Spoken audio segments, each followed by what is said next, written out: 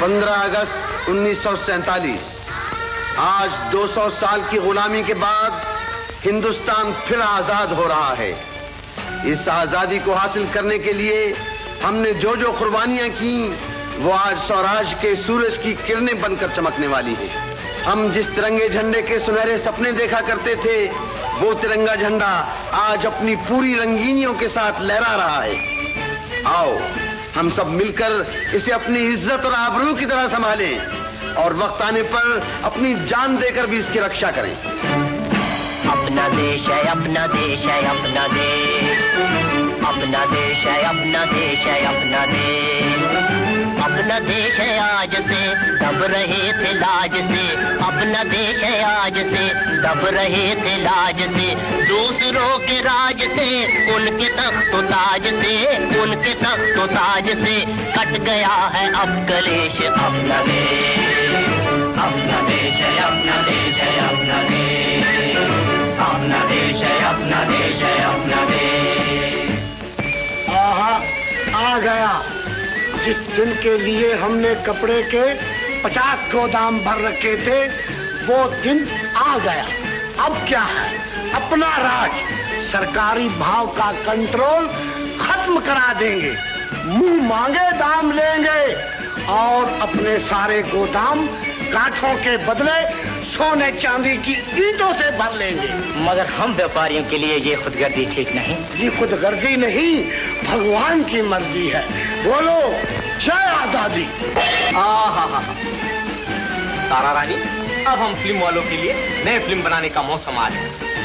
आजादी का फिल्म, कांग्रेस, चरखा, खादी, दांडी मार्च, 1942, फिट इंडिया, नेताजी बोस, आजादी फौज, लीडरों के चित्र और जगह जगह महात्मा जी के जय किनारे। ऐसा फिल्म कि फिल्मी दुनिया में तहलका मचा देगा। लाखों की आमदनी, करोड़ों की साख धाक बन जाएगी हमारी धाक। अपना देश है, अपना देश है, अपना देश, अब किसी का डर न कर, अब किसी का डर न कर, डर न कर, उठा तू सर, उठा तू सर, ऐ शेर डर, शेर डर, तू है नरेश, शेर डर, तू है नरेश। अपना देश, अपना देश है, अपना देश है, अपना देश, अपना देश है, अपना देश है, अपना देश।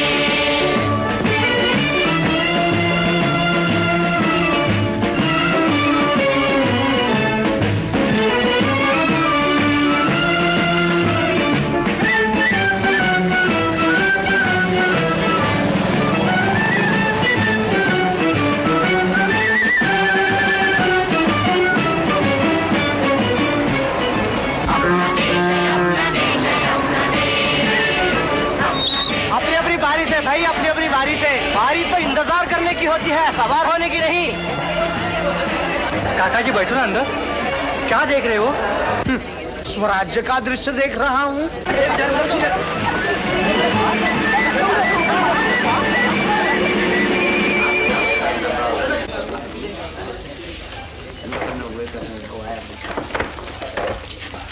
मेहता जी, आज छुट्टी के दिन हमें क्यों दफ्तर आना पड़ा? अरे भाई,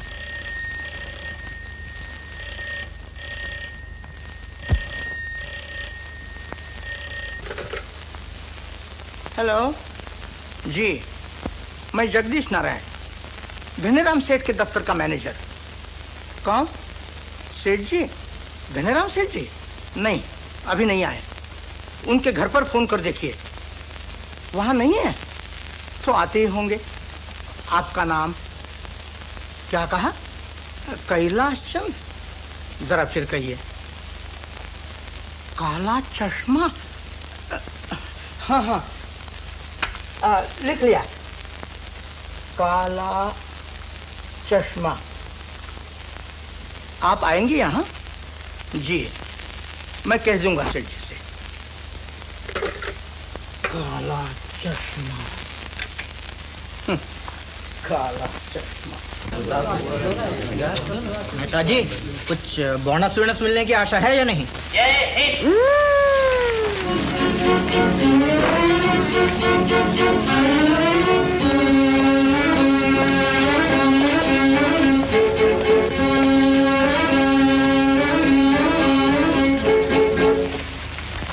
मेहता जी, जरा आइए तो।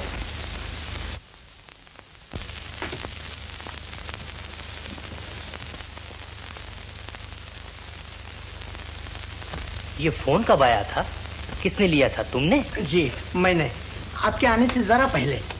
वो आने वाले हैं आपसे मिलने यहीं। खैर, बैठो बैठो बैठो। आज से इन बातों का ज्यादा ख्याल न किया करो। हाँ, तो मेहता जी, अब हमें आजादी का पूरा पूरा फायदा उठाना चाहिए। जी। जिस तरह अंग्रेज सौदागरों ने अंग्रेजी हुकूमत में अपने हाथ रंगे, उसी तरह हमें भी अपनी सरकार के सहारे अपने कारोबार को बढ़ाना चाहिए। इसलिए हमने 3 नई कंपनियां खोलने का इरादा किया है। इस तरकीब से हम इनकम टैक्स के लाखों रुपए बचा लेंगे। मगर सेठ जी, इनकम टैक्स तो देना ही चाहिए, अब तो अपनी सरकार है। बेशक बेशक, हम कोई सरकार को धोखा नहीं देना चाहते, बल्कि उसी बचत से जलसों, दावतों, चंदों, फंडों और अफसरों की खातिरदारी का खर्च निकालेंगे। आखिर ये भी तो देशकारी काम है, क्यों? क्यों नहीं सेठ जी, देशकारी काम तो है ही। हाँ, तो इन नई कंपनियों का सारा हिसाब किताब आपके जिम्मे होगा। घबराइए नहीं, काम बढ़ जाने से आपको जो ज्यादा मेहनत करनी पड़ेगी, उसके लिए हर एक कंपनी के 5-5 शेयर्स आपके नाम कर दिए हैं। लीजिए, इन कागजों पर दस्तखत कर दीजिए ताकि इन्हें वकील साहब अपने साथ लेते जाएं। सेठ जी, आपका कहना तो। कहो कहो, रुक क्यों गए? मुझे इस जोखिम में न डालिए, मुझे उलझनों से डर लगता है। अजी, उन उलझनों को सुलझाने वाले हमारे वकील साहब जो अपने साथ हैं। क्यों वकील साहब? हाँ हाँ मेहता जी, आप तसल्ली रखें, इसमें घबराने की कोई बात नहीं। मगर वकील साहब, ये बड़े आदमियों के चोंसले हैं। तो क्या तुम बड़े आदमी नहीं बनना चाहते? क्या सारी उम्र 150 रुपए महीने पर बिताओगे? ये तो सेठ जी की मेहरबानी समझो, वरना इन्हें हिस्सेदारों का कोई घाटा है। अब भी न मानोगे तो जिंदगी भर क्लर्क ही रहोगे, क्लर्क। ये सब ठीक है वकील साहब, पर मुझे कायदे कानून की। कायदे कानून के लिए हम जो मौजूद हैं, कानून को मोम की नाक समझते हैं हम, जिधर चाहे मोड़ तोड़ कर रखते हैं। हाई कोर्ट तक झूठ को सच कर दिखाएं। जरा ठंडे दिल से सोचो मेहता, आजादी की तरह लक्ष्मी भी बड़ी मुश्किल से हाथ आती है। घर आई देवी को यूं ना ठुकराओ। लो, कर दो दस्तखत।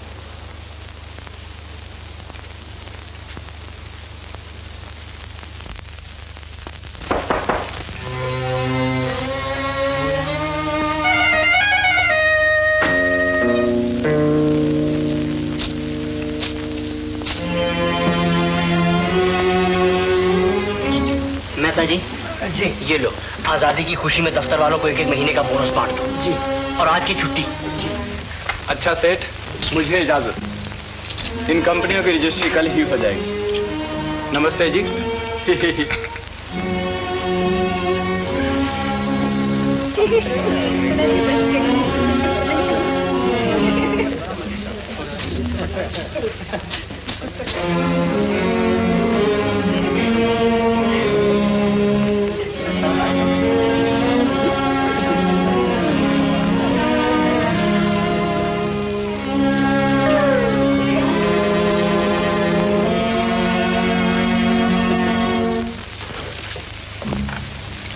जय हिंद मेहता जी। जय हिंद। तो चलो, जय हिंद। चलिए मेहता जी, एक साथ चलें। जी नहीं, मुझे अपने बेटे सतीश से मिलना है, दीपक फिल्म में।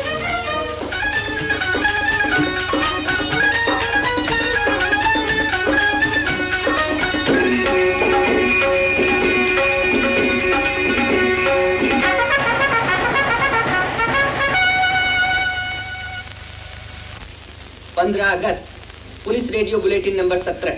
ये खबर बड़ी खुशी से सुनी जाएगी कि कल शाम से लेकर अब तक शहर में कोई बात ऐसी नहीं हुई जिससे शहर के अमन में फर्क आया हो। लाखों आदमियों का जुलूस शांति से गुजर गया, जिसके लिए जनता और सरकार दोनों धन्यवाद के योग्य हैं। पुलिस बुलेटिन नंबर 17 खत्म हुआ। भगवान करे अब हमेशा के लिए ऐसी ही शांति रहे और अपने देश में फिर से रामराज कायम हो जाए। हेलो, डिप्टी कमिश्नर खुफिया पुलिस का हुक्म, दीपक महल पुलिस के सब इंस्पेक्टर सतीश के नाम। सतीश। हेलो,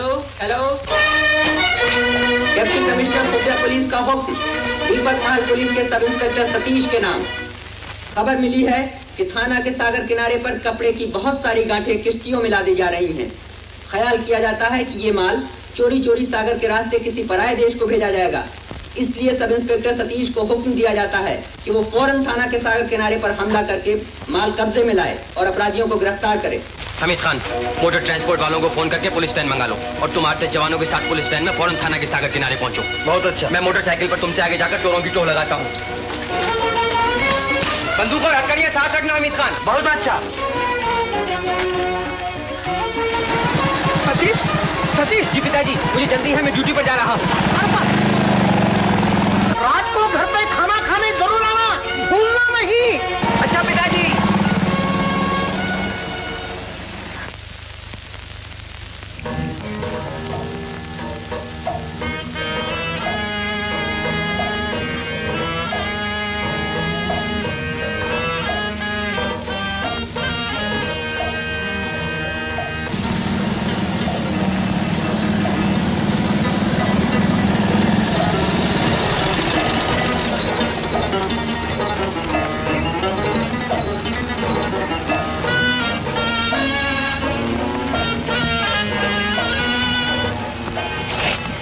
कौन होगा? कोई पुलिस वाला ना हो। अफजल, कितना माल भरा गया है कश्ती में और कितना वक्त लगेगा अभी? यही कोई आधा घंटा और। वो देखिए।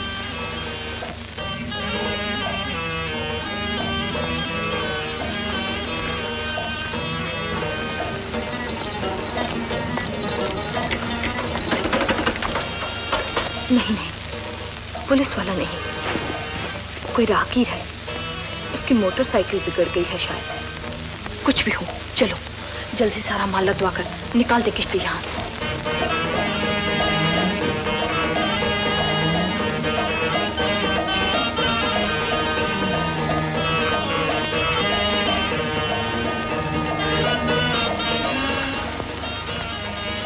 अभी तक हमारी पुलिस वैन क्यों नहीं आई? कहीं ये किश्ती निकल न जाए। इसे किसी न किसी तरह रोकना चाहिए।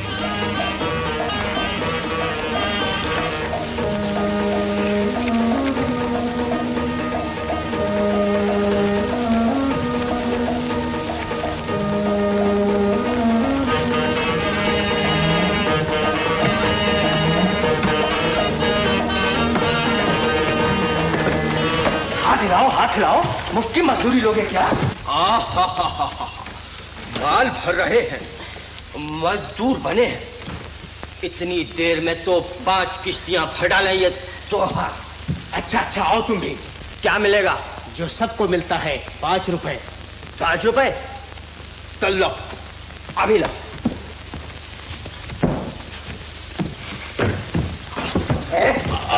माफ कर। नहीं, जल्दी करो।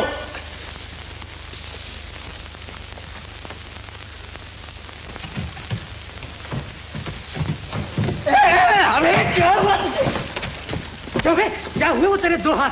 तुझे 4 हाथ चाहिए? 4 गड़बड़ कहीं का। उठाओ उन गोठों को।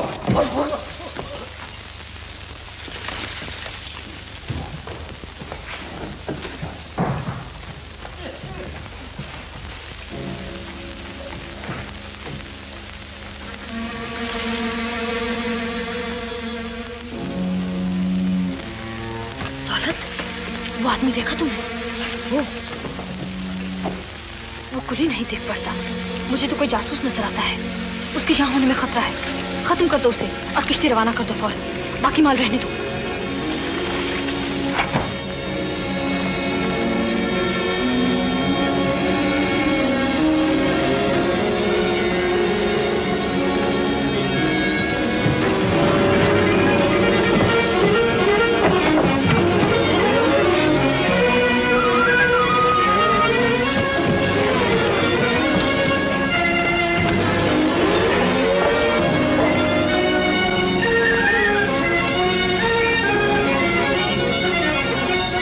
निकम्मे लोग। एक मामूली से आदमी ने इतने सारे लोगों के दांत खट्टे कर दिए। शर्म की बात है। क्या है रामू? वो देखिए।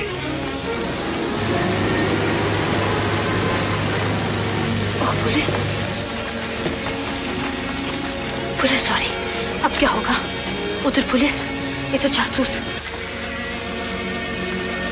बस अब एक ही तरकीब है जासूस को फांसने की। तुम दोनों मुझे पकड़कर घसीटना शुरू कर देना। मैं मदद के लिए चिल्लाऊंगी। जैसे ही वो जासूस मेरी मदद को आए, तुम पुलिस पहुंचने से पहले किश्ती निकाल ले जाना, समझे? और पुलिस के हाथ कोई ना आने पाए, खबरदार। आओ, कोई आओ, मुझे बचाओ, बचाओ। उठाओ लंगर, छोड़ दो किश्ती। आओ, मुझे छुड़ाओ, मुझे छुड़ाओ, कोई आओ। इन बदमाशों से छुड़ाओ। बचाओ, बचाओ, बचाओ।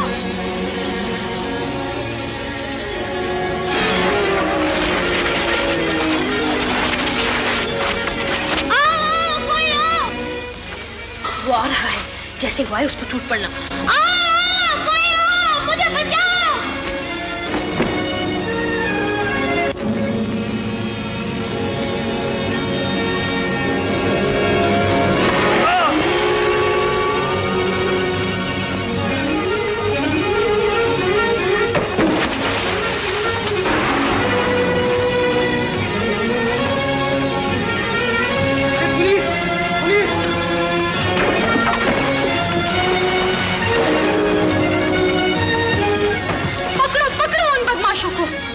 बचकर निकल न जाए।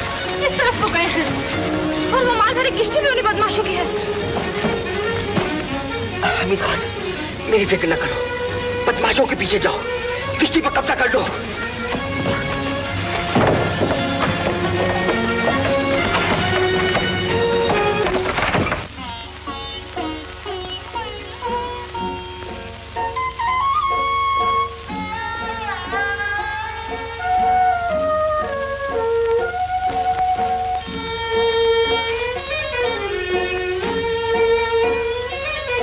भगवान, आपके तो खून निकल रहा है।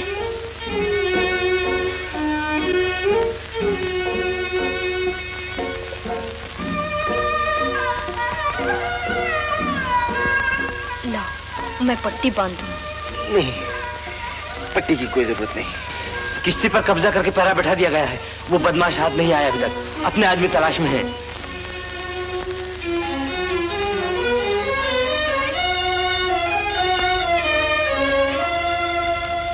तुम कौन हो? एक परदेसी। नाम क्या है तुम्हारा? मोहिनी, बदनसीब, कमबख्त, कर्मो जली मोहिनी। मैं तुम्हारी राम कहानी नहीं सुनना चाहता। सिर्फ मेरे सवाल का जवाब देती जाओ। बंबई में कब से हो? 4 महीनों से। कहाँ रहती हो? बंबई के मेनका संगीत स्कूल में। वहां से यहाँ उन बदमाशों के साथ माल भरी किश्ती के पास? हाँ, मुझे पकड़कर वो बदमाश अपने साथ उसी किश्ती में ले जाना चाहते थे। न जाने कहाँ, किस लिए। मगर तुम उन बदमाशों के फंदे में कैसे आ गई? नौकरी के लालच से।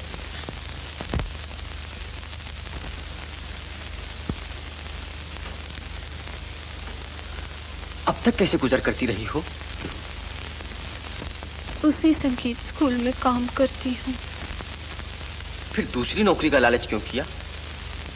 जो कुछ स्कूल से मिलता है उससे गुजारा नहीं होता।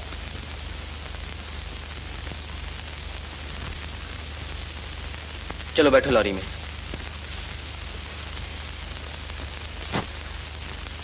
चलो, हमारा वक्त जाया ना करो।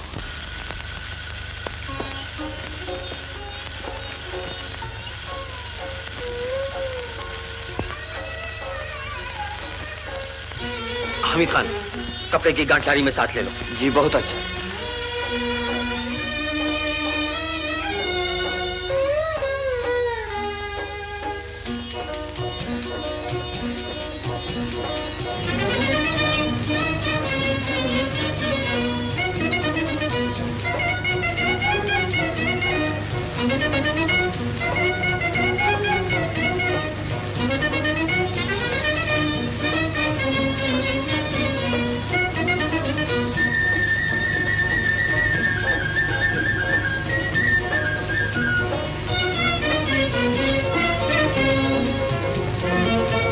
ड्राइवर, गाड़ी रोको।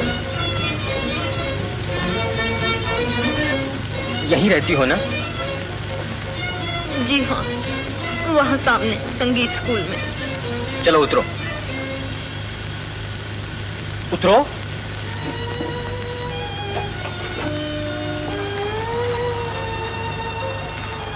जाओ, जाके सो जाओ चुपके से।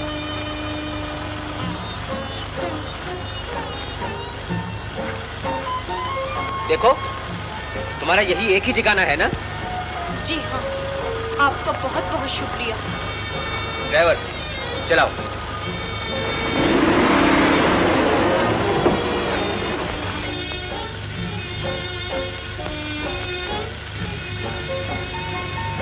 आपको कोई शक है उस लड़की पर? तुम ही बताओ। मेरे ख्याल में तो वो लड़की बिल्कुल बेकसूर है। मेरा भी यही विश्वास है कि वो निर्दोष है बेचारी। ड्राइवर, मुझे पिताजी के यहाँ जाना है।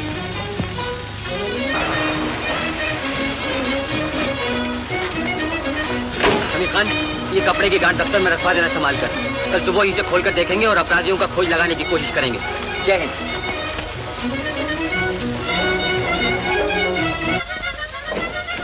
नमस्ते।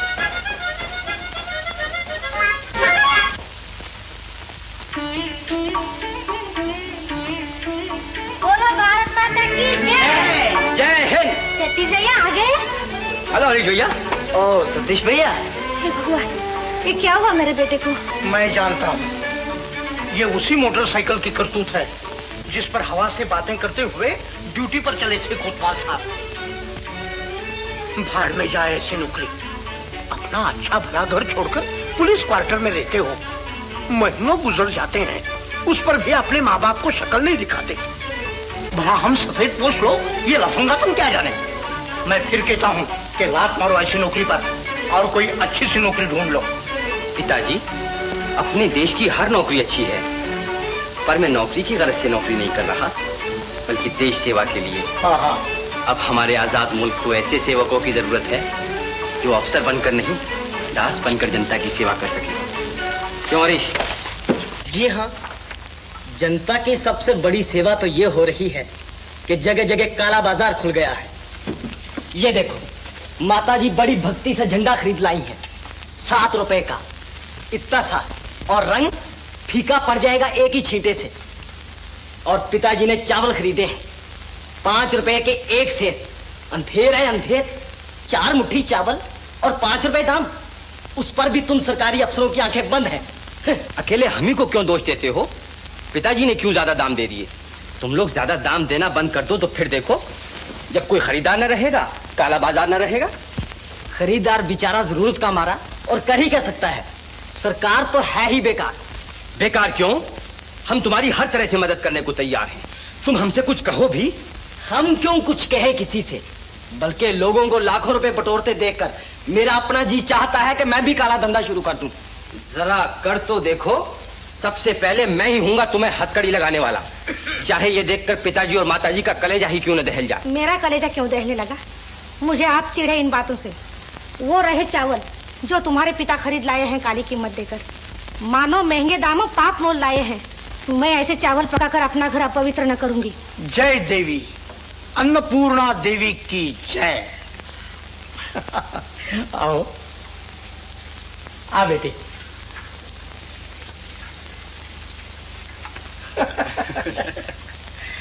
आओ, देखो इस शुभ तिरंगे की छाया में कितना आनंद होता है। भगवान करे इसकी बरकत से हम लोगों को भी अच्छे दिन देखने नसीब हो। भारत माता की जय। जय हिंद। हरीश भैया, जरा वो जय हिंद का फौजी गीत सुना दो। अरे मुंह बनाए क्यों खड़ा है? अच्छा अच्छा, हथकड़ी नहीं लगाऊंगा। चल सुना दे वो गीत।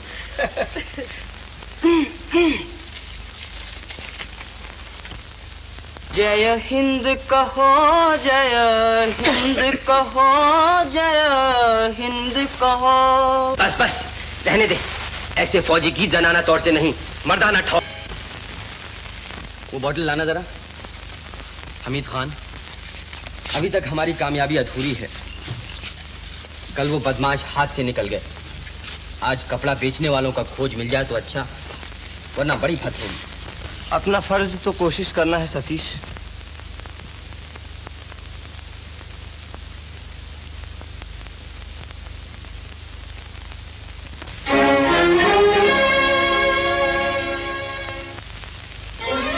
तेरे की हमीद खान पकड़ धकड़ के लिए तैयार हो जाओ।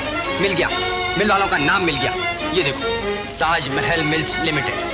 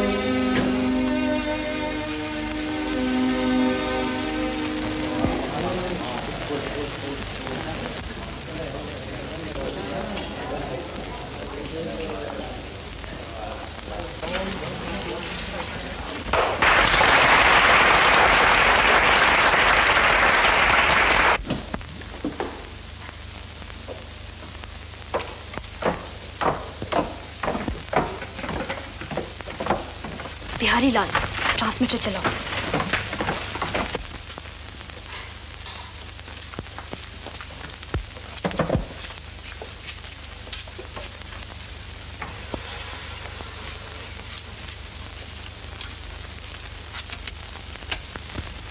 शुक्रिया अल्लाह कि हम सब बच निकले कल रात, मगर खाक के ढेर में छुप कर रात काटने से तो पुलिस के हाथ लगना ही अच्छा।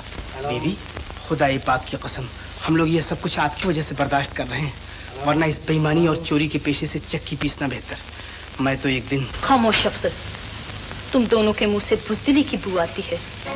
मुझे ऐसी बेहुदा बातें क्यों सुनाते हो? क्या मैं ऐसे काम में हाथ डालकर खुश हूँ जिसके लिए अपनी शर्म छुपाने को मुझे काला चश्मा लगाना पड़ता है?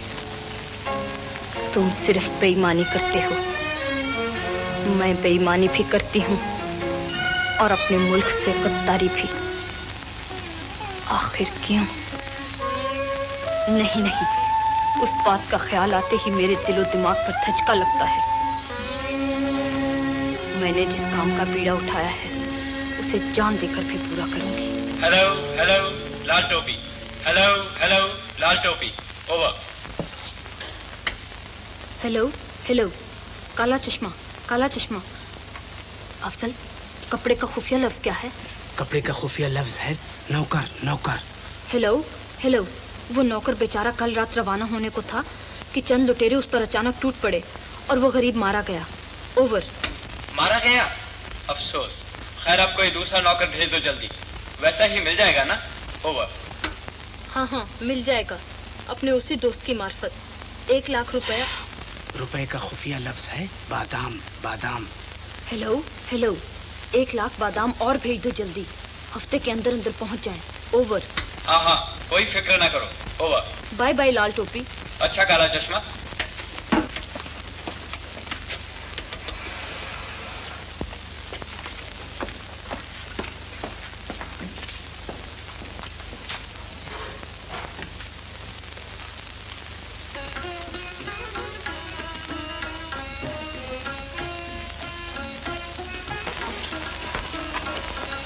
अफजल, अभी जाकर मैं सेठ से नए माल की बात पक्की कर लेती हूँ। मगर वो रुपए लिए बगैर बात भी करेगा। लेकिन मैं उसे बयाना दे ही दूंगी। मेरे पास 10,000 रुपए रखे हैं उसके लिए, अभी दे आती हूँ जाके। अच्छा?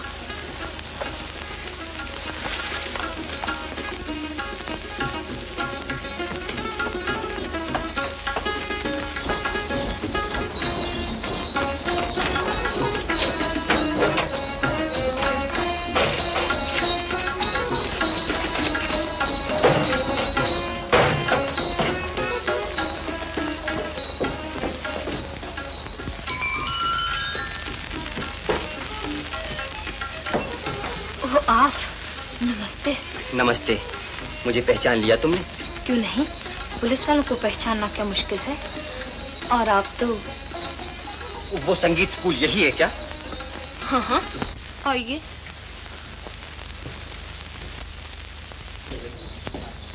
कल रात जो आपने मेरी जान बचाई, उसका एहसान कभी न भूलूंगी।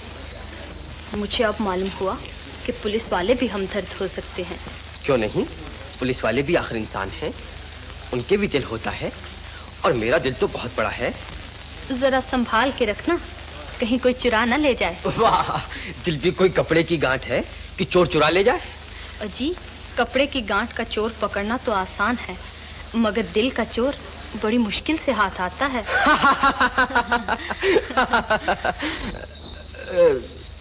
तुम्हारे स्कूल की मालिक कहाँ है? बुलाओ उन्हें, मुझे कुछ पूछना है उनसे। जी, बुलाती हूँ। वीणा देवी, जरा बाहर आइए।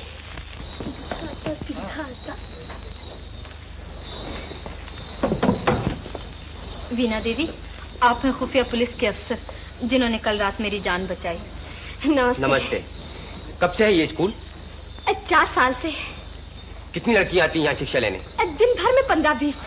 क्या क्या सिखाया जाता है? नाच और गाना। वीणा देवी, जरा अपने यहाँ के काम का नमूना दिखा देने। हाँ हाँ, बड़ी खुशी से। बैठिए।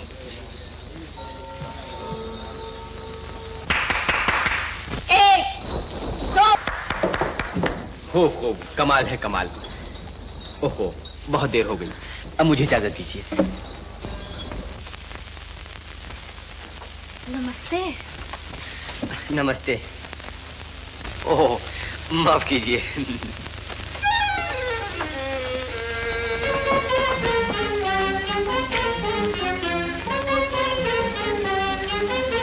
कैसा बांका जवान है।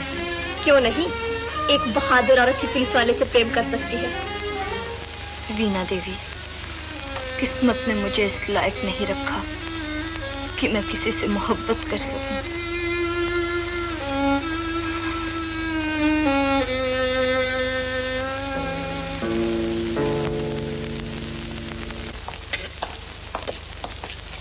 लीजिए सेठ, अपने ताजमहल मिल के मालिक राय साहब को आज बचा लिया, नहीं तो ताजमहल का मुकुट जेल की टोपी से बदल जाता। न जाने उस सब इंस्पेक्टर को मुझसे क्या दुश्मनी थी कि हाथ धो के पीछे पड़ गया कमबख्त। कौन है वो सब इंस्पेक्टर? अजी कोई सतीश है, सतीश। भला वो कल का छोकरा हमसे क्या बहस करता है। हमने उल्टा साबित कर दिखाया कि अपने ताजमहल मिल के मालिक राय साहब बिल्कुल बेकसूर है, और वो माल मिल के मैनेजर और दरबानों की साजिश से चोरी हुआ। अच्छा, अब आप दोनों तशरीफ ले जाइए, मुझे एक व्यापारी का इंतजार है। व्यापारी का या किसी व्यापारी का? सेठ, वो रंगीले आदमी। अजी, इनके लिए तो ये मशहूर है कि सेठ धनीराम की कमाई अफसरों या अफसराओं ने खाई।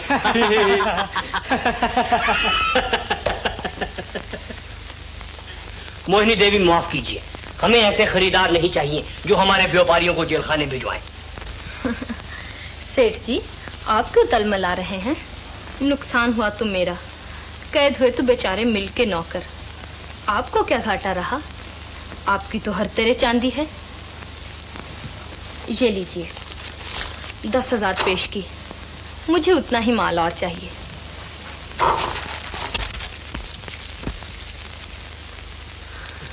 क्या कहूं, तुम्हारे आगे बोल नहीं सकता। अच्छा, शुक्रिया। बाकी रुपया 10 दिन के अंदर अंदर दे दूंगी। मुझे माल मिल जाए ठीक पहली तारीख को। याद रहे। नमस्ते।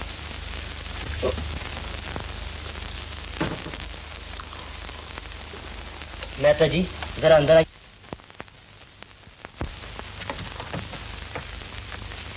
मेहता जी, आज 10,000 रुपए आए। अच्छा, कौन सी कंपनी की हिसाब में दर्ज करने हैं? ये बात वकील साहब से पूछना। हाँ हाँ, उनसे पूछना ही चाहिए।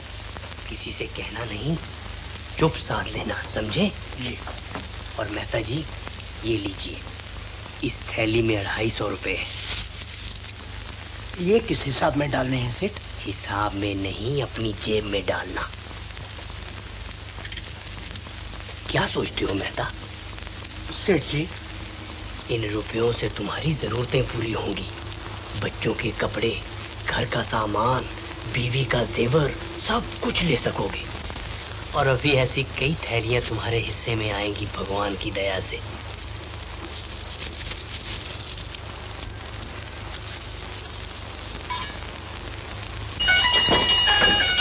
नमस्ते जगदीश जी।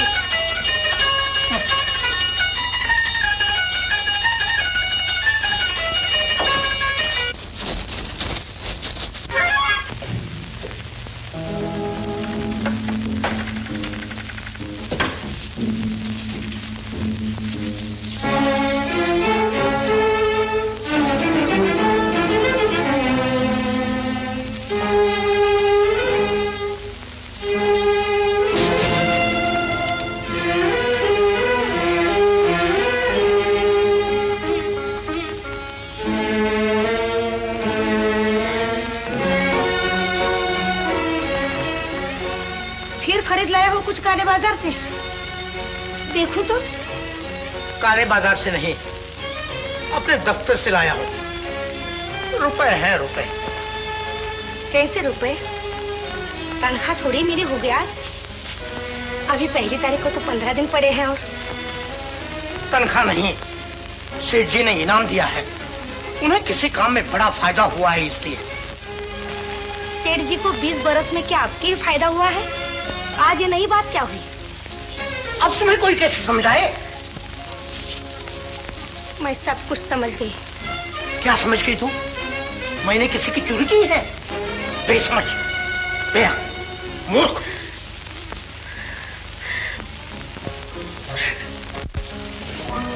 लो, अब ये रोने बैठ गई।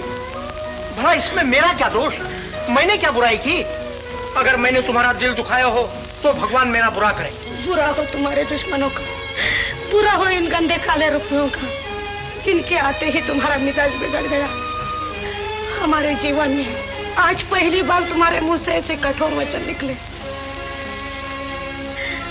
बोली बाबी, चिंता की कोई बात नहीं, तुझे यूं ही वहम हो रहा है, सब ठीक है।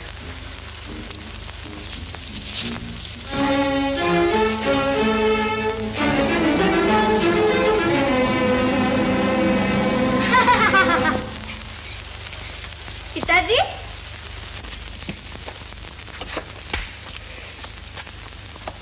हरीश भैया, कौन फिल्म देखा है? देखा है। एक तो वाहियात फिल्म की 2 घंटे कैद, उस पर सिनेमा वालों की बेहूदगी। आखिर में जब तक झंडे का गाना खत्म नहीं हुआ, कमबख्तों ने दरवाजे नहीं खोले। कहते हैं ये कोई नया कानून है सरकार का। बात तो ठीक है। ठीक है मिट्टी, आज हमें सिनेमा घर में बंद किया, कल हमें अपने घरों से बाहर निकलने को रोकेंगे। हम कोई कैदी हैं? किसी के गुलाम है क्या? उस दिन तुम ही तो कह रहे थे लोग अपने झंडे का आदर नहीं करते, फिल्म खत्म होते ही घर भागने की करते हैं।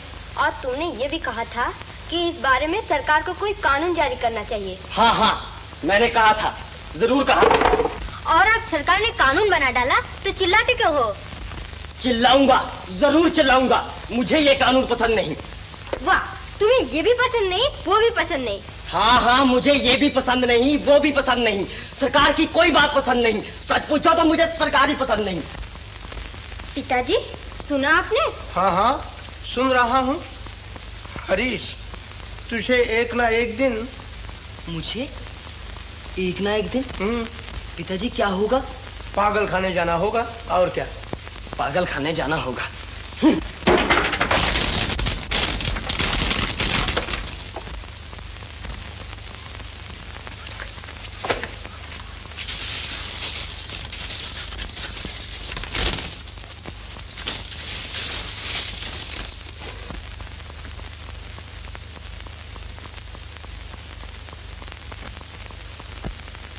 हेलो हेलो, मैं ट्रांसमीटर 1 नंबर 9 से बोल रहा हूं जनाब।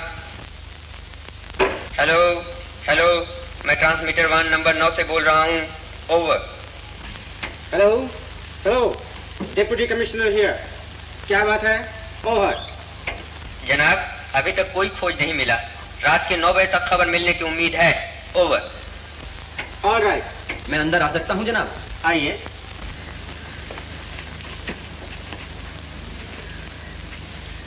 सतीश, पिछले कई महीनों में तुमने जिस बहादुरी और दिलेरी से काम किया है, उसके सिले में और मेंबर साहब के मंजूरी से तुम इंस्पेक्टर बना दिए गए हो। मेरी तरफ से मुबारक।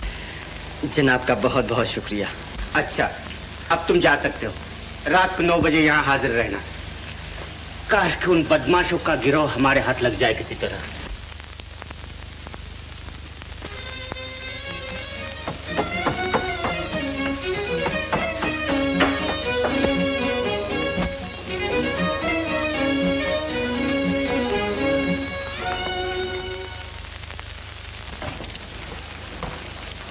ओहो, बहुत दिनों पे दर्शन दिए आज। हाँ, कई एक जरूरी कामों में उलझा रहा। आज भी किसी खास वजह से आया हूँ यहाँ। अच्छा, तुम मुझसे मिलने नहीं आए? नहीं, एक परेशानी लिए फिरती है मुझे। उन बदमाशों की तलाश। पूरे 15 दिन की कोशिश पर भी उनका कोई पता नहीं चला।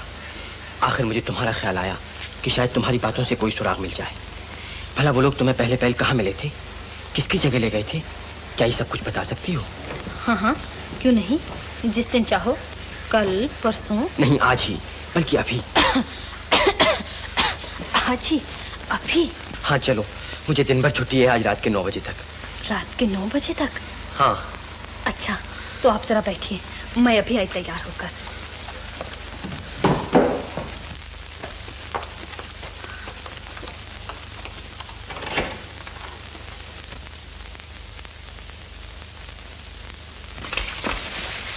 अफसर जी, मेरा इस वक्त तुम्हारे साथ जाना मुमकिन नहीं। तुम खुद ही सब कुछ कर लेना। दिन भर गांठों की निगरानी करना, शाम को अंधेरा होते ही माल महिम के सागर किनारे ले जाना और किश्ती में भरकर किसी ना किसी तरह 9 बजे से पहले रवाना कर देना और मेरा इंतजार करना 10 साढ़े 10 बजे तक।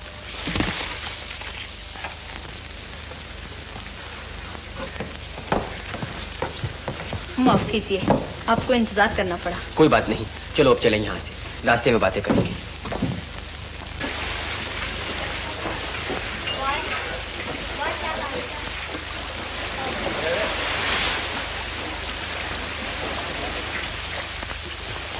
वो तुम्हें यहीं मिला था? हाँ, इसी जगह। क्या क्या बातें हुई? उसने मेरे साथ पहले की तरह हमदर्दी जाहिर की। फिर मुझसे कहा कि मैं तुम्हें अपने बच्चों को गाना सिखाने की नौकरी देना चाहता हूँ। आओ अभी मेरे साथ मेरे घर चलो। मैं उसकी झूठी हमदर्दी के भर्रे में आ गई और उस पर विश्वास करके मोटर में उसके साथ चली गई। आगे थाना के सागर किनारे पर जो कुछ हुआ वो तुम्हें मालूम ही है। कितनी शर्म की बात है कि हमारे मुल्क में अभी तक ऐसे बदचलन और गिरे हुए लोग मौजूद हैं जो अपने देश की देवियों की इज्जत करना नहीं जानते।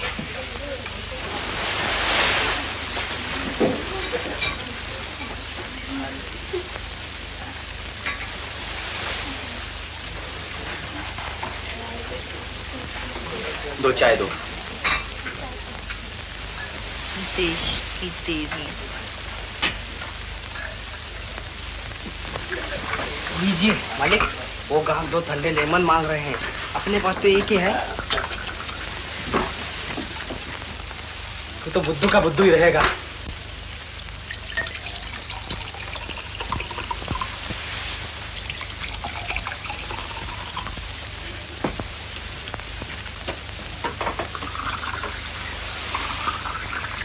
ये देख, इस तरह होते 1 से 2। ले जा।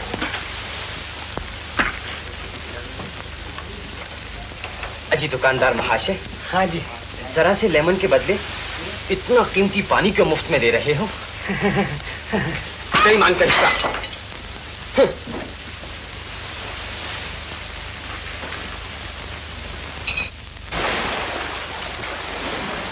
क्या देख रही हो मोहिनी? तुम भी देखो, जरा सागर की तरंग देखो। लहकती हुई लहरें किनारे से मिलने के लिए किस बेताबी से उमड़ी चली आती है और किनारे से मिलते ही परेशान हो जाती है, इस डर के मारे कि कहीं किनारे से जुदा न हो जाए। इसी आपस की हेल मेल ही से इनकी जिंदगी है। जब तुम्हें लहरों की जिंदगी का इतना ख्याल है तो कभी अपनी जिंदगी का भी ख्याल किया होता? मेरी जिंदगी इन लहरों में रहने वाली उस नन्ही मछली की सी है जिसे सागर में बड़ी मछलियों का डर लगा रहता है और किनारे पर मछलियां पकड़ने वालों का। चलो आओ जरा बाहर चलें।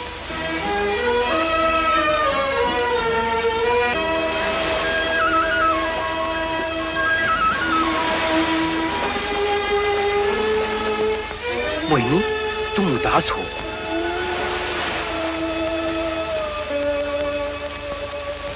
तुम्हारे इन आंसुओं में कोई बात छुपी है। अपने आंसुओं का भेद बता दो मुझे।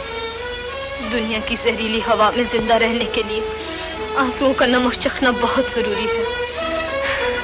काश कि ये नमकीन अमृत सागर के खारे जल में मिल जाए और मेरी तबीयत का तूफान समुद्र के जोश में बेहोश हो जाए। तुमने अपने साथ मुझे भी बेखुद कर दिया। अरे 9 बज गए। गजब हो गया। चलो चले।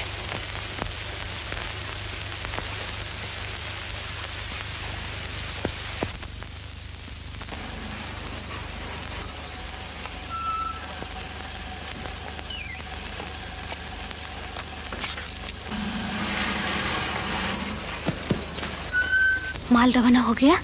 किश्ती निकल गई? हाँ, अच्छी तरह से। कितनी देर हुई? काफी देर हुई। 9 बजे से पहले। अब तक तो कश्ती से माल लेकर जहाज भी आगे निकल गया होगा। बीबी, हमें अभी एक और काम करना है, वरना यहाँ से माल भेजने में तकलीफ होगी आइंदा। वो क्या? जिस सब इंस्पेक्टर पुलिस ने हम लोगों की इतनी मदद की है, उसको कुछ। हाँ, ये देखो घड़ी, उसी के लिए लाई हूँ। कहाँ है वो? चलो। हेलो हेलो, महिम के सागर किनारे से बोल रहा हूँ। चोरी का कोई सुराग नहीं मिला अभी तक।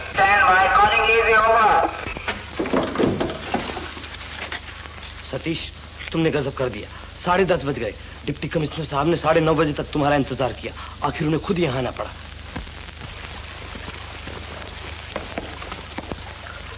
तुम कहाँ थे सतीश? मेरे कहने पर भी याद न रहा कि तुम्हें 9 बजे पहुंचना था दीपक महल। मैं शर्मिंदा हूँ, मुझे माफ कर दीजिए। माफ कर दीजिए। मुझे हरगिज ये उम्मीद न थी कि तुम जैसा जिम्मेदार अफसर ऐसी बेपरवाही करेगा। अब मेरे लिए क्या हुक्म है? हुक्म की कोई जरूरत नहीं। वो खबर गलत निकली। हमने यहाँ का चप्पा चप्पा तलाश कर डाला, कहीं कोई सुराग नहीं मिला। अगर हुक्म हो तो मैं तलाश जारी रखूं? अब आए हैं ये तलाश जारी रखने।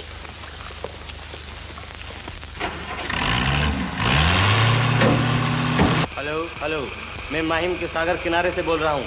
चोरों का कोई सुराग नहीं मिला। हम लोग वापस हेडक्वार्टर आ रहे हैं।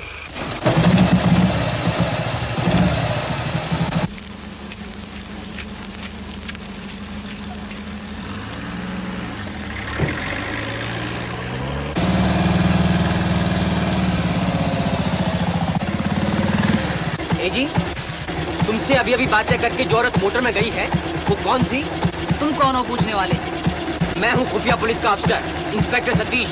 वो औरत कौन थी? मैं नहीं जानता वो कौन थी। यहाँ सैकड़ों लोग आते जाते हैं दिन रात। हम किस चीज का पता रखें?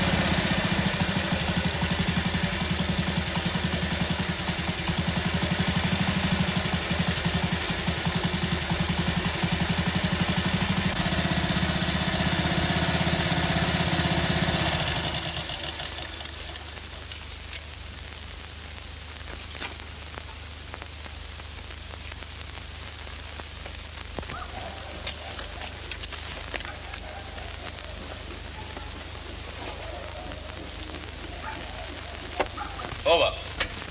हेलो हेलो, काला चश्मा नौकर अच्छी तरह से रवाना कर दिया है। ओवर। शाबाश। और सुनो, हमारे यहाँ एक खास जलसे के लिए आतिशबाजी की सख्त जरूरत है। ओवर। आतिशबाजी? बंदूकें और गोलियां। ऐसे मुश्किल और नाजुक काम और मुझसे न होंगे। ओवर। घबराओ नहीं, तुम्हें इस काम का बहुत बड़ा इनाम मिलेगा। Over. Hello hello hello hello. Over. बीबी,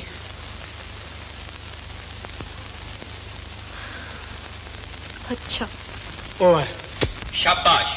अब की बार हम बादाम नहीं भेज सकेंगे, सोना भेजेंगे। 5 लाख की आतिशबाजी चाहिए, इंतजाम कर सकोगे? ओवर। क्यों नहीं, इस कमबख्त मुल्क में रुपए से सब कुछ खरीदा जा सकता है। सोना कब भेजोगे?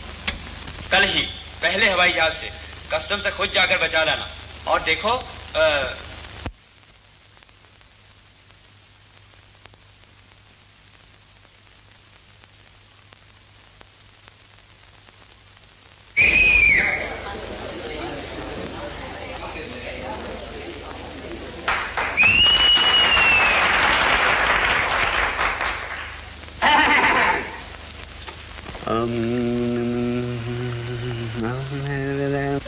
सेठ, तुम्हारा पेट?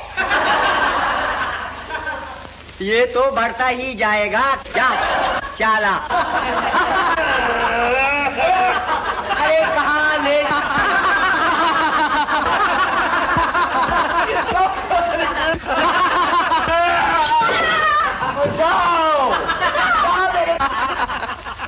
चलिए बिठाओ।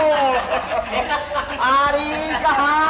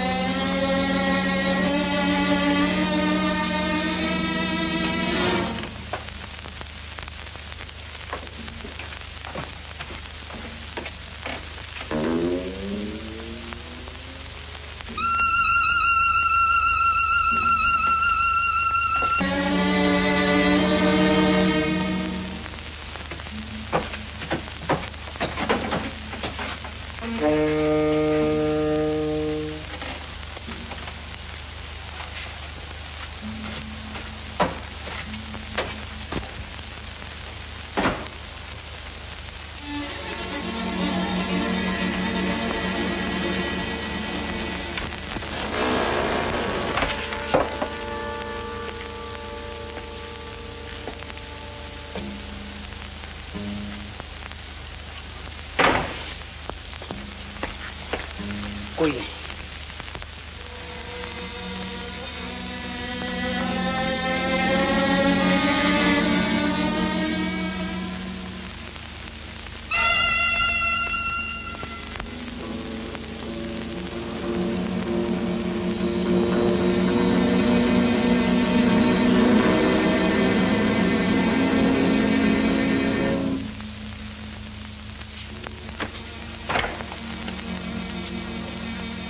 Hello hello hello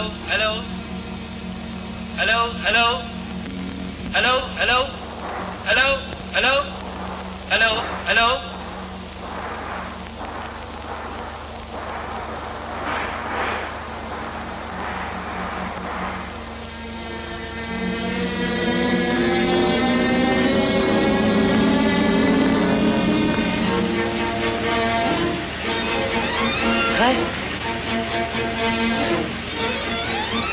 inspector Satish की मोटरसाइकिल। गाड़ी रोको।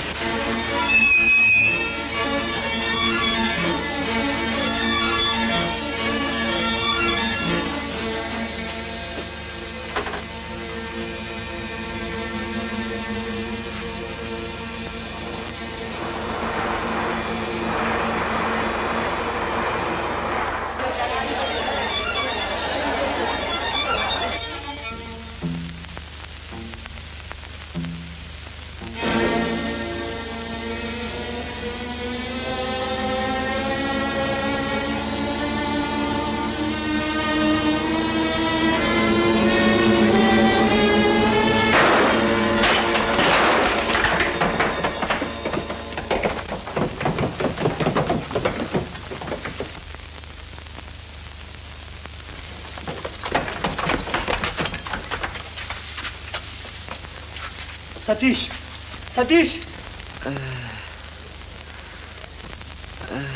दैनिक लोकमान, खुफिया ट्रांसमीटर हाउस पर पुलिस का हमला, खुफिया पुलिस इंस्पेक्टर सतीश घायल, एक जासूस मारा गया।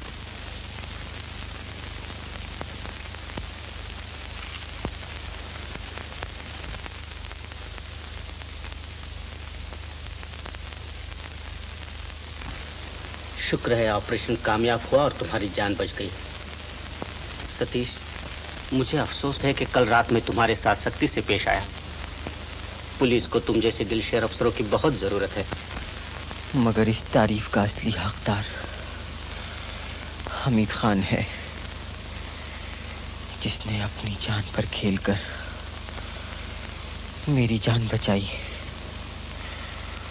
और बहुत से बदमाश गिरफ्तार किए। अच्छी बात है, तुम्हारी सिफारिश पर गौर किया जाएगा। चुपचाप आराम से लेटे रहना। मैं दफ्तर पहुंचती तुम्हारे पिता को खबर भेज दूंगा। नहीं जनाब, उन्हें सुबह ही अखबारों से पता चल गया था। वो आपके तशरीफ लाने से पहले मुझे देख गए हैं।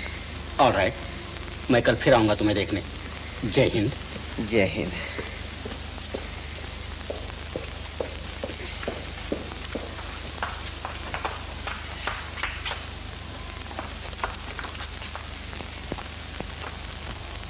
मोहिनी, तुम?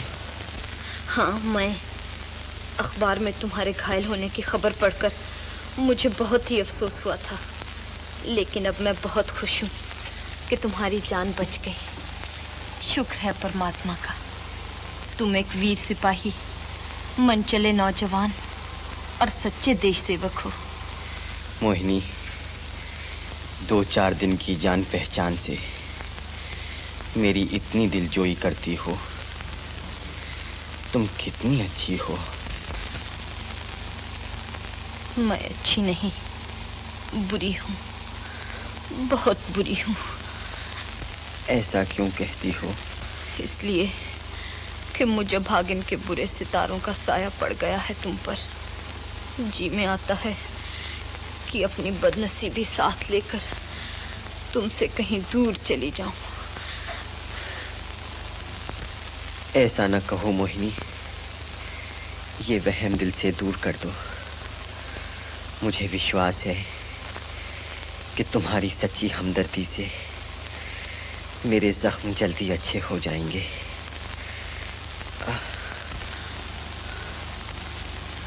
तुम्हें बोलने से तकलीफ होती है ना? चुपचाप लेटे रहो और मुझसे इशारों में बातें किए जाओ। सर सहला दूं? पाँव दबा दूं?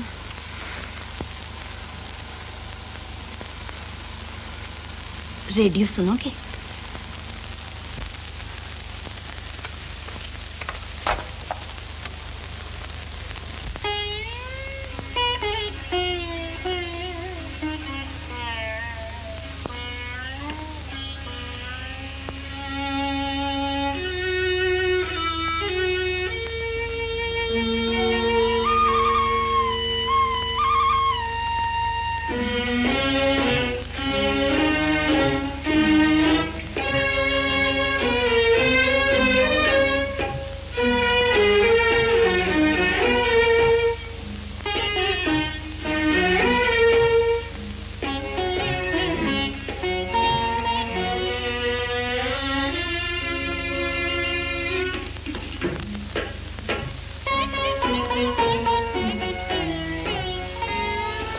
तुम इनकी पत्नी हो?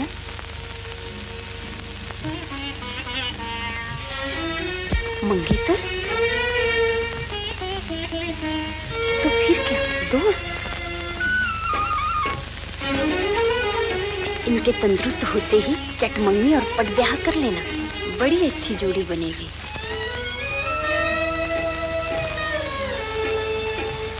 ये तो बेशक बड़े अच्छे हैं, मगर मैं इनके लायक नहीं। क्यों? तुम में किस बात की कमी है?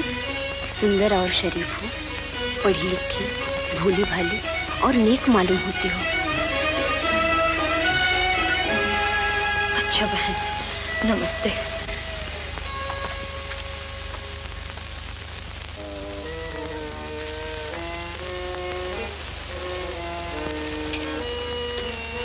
दोस्त,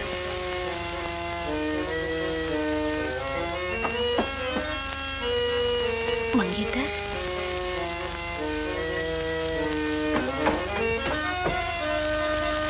पत्नी। आज मोहिनी देवी नए रंग में नजर आती हैं। आइए मास्टर जी, मैं तैयार हूँ। मोहिनी देवी, मुझे इनके साथ कुछ सामान खरीदने जाना है। थोड़े दिनों में अपने खेल की आखिरी तालीम है, याद है ना? अच्छी तरह।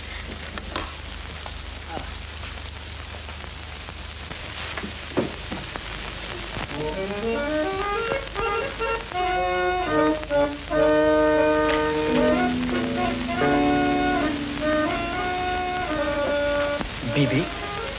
दौलत, मेरी तबीयत बहुत सुस्त है आज। मगर आज तो हवाई जहाज से सोना आने वाला है बीबी। अफजल भी सुबह से वहीं गया हुआ है। ऐसा नाजुक और खतरनाक काम आपके बगैर कैसे होगा?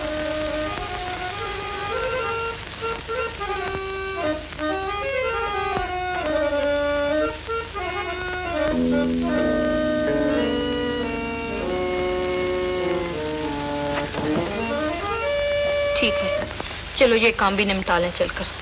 फिर हवाई स्टेशन से मुझे सेठ जी के दफ्तर भी जाना होगा।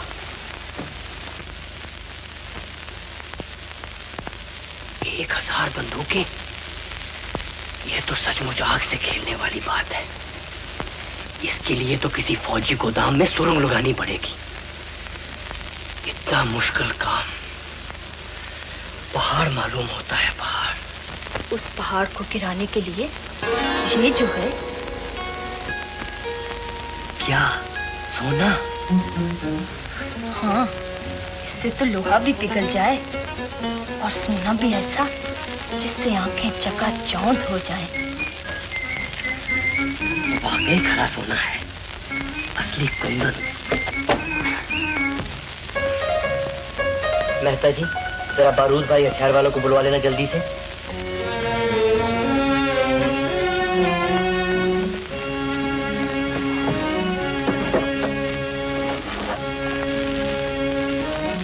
ये लो मोहिनी देवी, मेरी तरफ से नाचीज नजराना।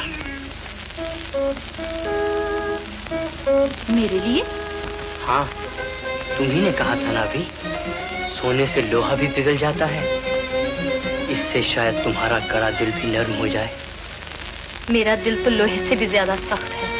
हीरा है हीरा, आग में डालो तो कीमत कम ना हो, मिट्टी में मिला दो तो चमक में फर्क ना आए।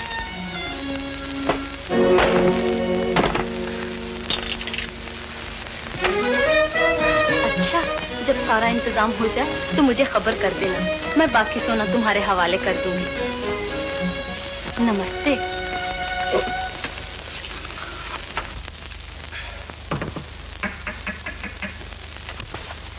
कहो सेठ। आओ बारूद भाई, कैसे याद किया आज? मैं पुराने दोस्तों को कब भूलता हूँ। तुम शायद भूल गए होगे, मैंने तुम्हारे दोस्त जान बार्बर को फौजी गोदाम में नौकरी दिलवाई थी गए साहब। मुझे खूब याद है सेठ, और ये भी याद है कि तुमने उस काम के मुझसे 5000 लिए थे। ऐसी बातें मुझे कम याद रहा करती। सुनो, अगर तुम्हारे दोस्त जॉन बार्बर की मदद से अपना एक काम हो जाए,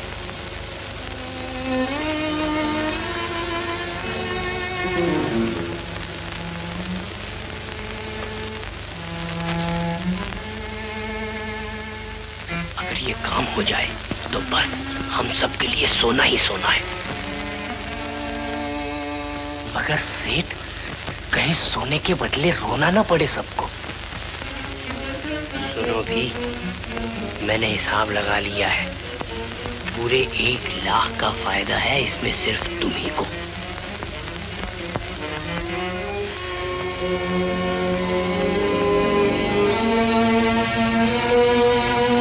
अच्छा सेठ, कोशिश कर देखता हूँ, आगे अल्लाह मालिक है।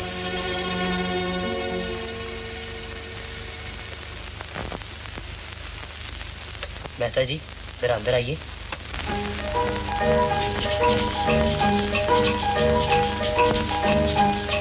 मेहता जी। जी। अरे वाह मेहता, अब तो तुम साहब बन गए। मेहता साहब, 300 तोला सोना आया है आज। वकील साहब से पूछ के दर्ज कर लेना। अब उनसे पूछने की कोई जरूरत नहीं, मैं खुद सब कुछ ठीक कर लूंगा। अच्छा, मगर सेठ, मेरे लिए। तुम्हारे लिए? जी हाँ, मेरे लिए। ये लो। शुक्रिया सेठ।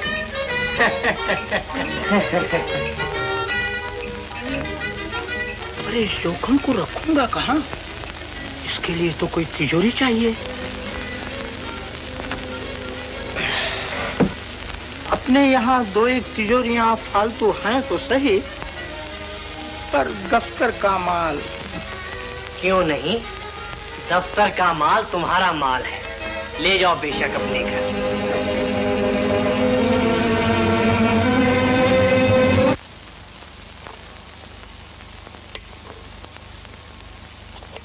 हरीश भैया,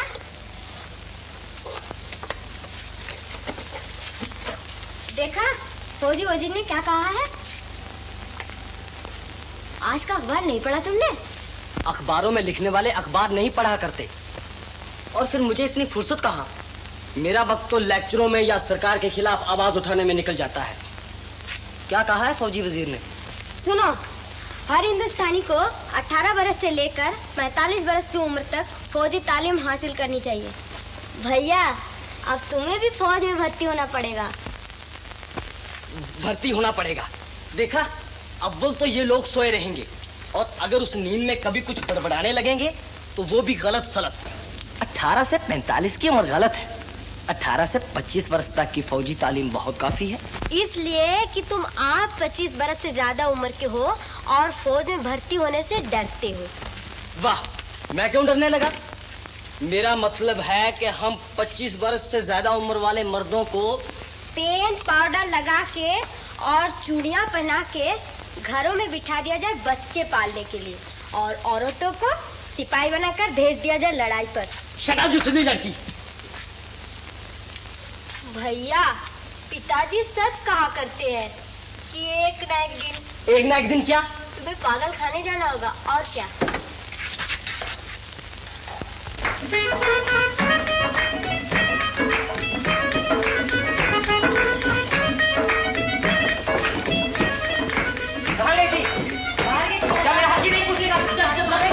कौन है अंदर? ये लो, शराब पी कर। Bye bye.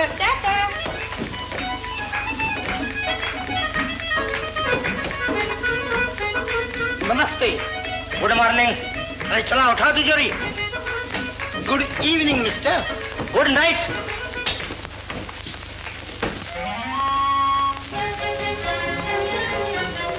ये क्या लाए हो? इससे तिजोरी कहते हैं, तिजोरी।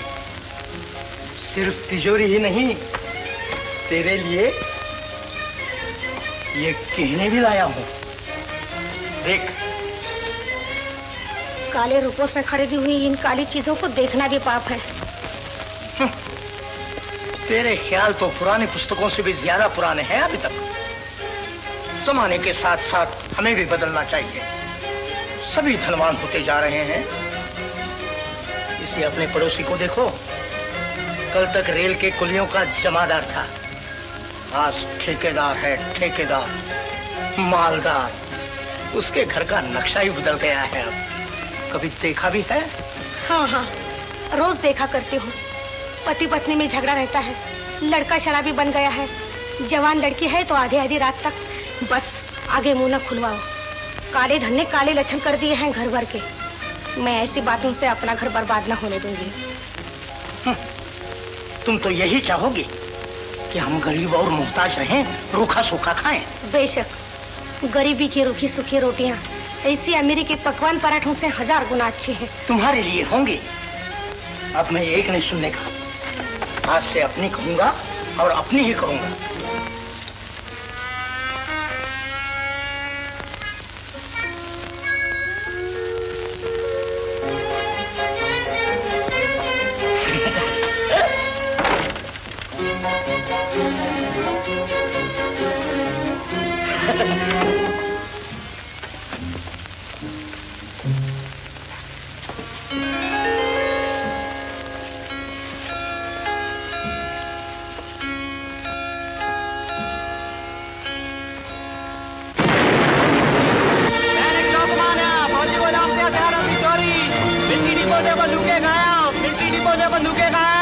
सरकारी बंदूकों की चोरी, सरकारी बंदूकों की चोरी, पुलिस चोरों की तलाश में, पुलिस चोरों की तलाश में, दैनिक मातृभूमि। दैनिक विश्वामित्र, फौजी गोदाम से हजारों बंदूकों और कारतूसों की चोरी, पुलिस सरगर्मी से सुराग लगाने की कोशिश में।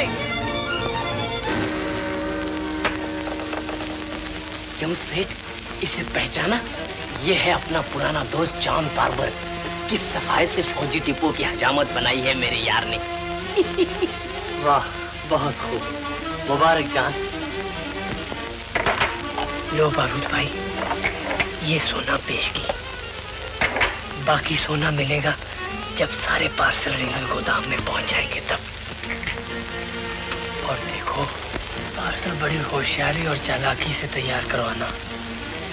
पैकिंग से किसी को गुमान तक न हो कि अंदर क्या है। कोई चिंता न करो सेठ, पैकिंग की निगरानी पर तो मैं अपने भाई वली जी को बिठाने वाला हूँ।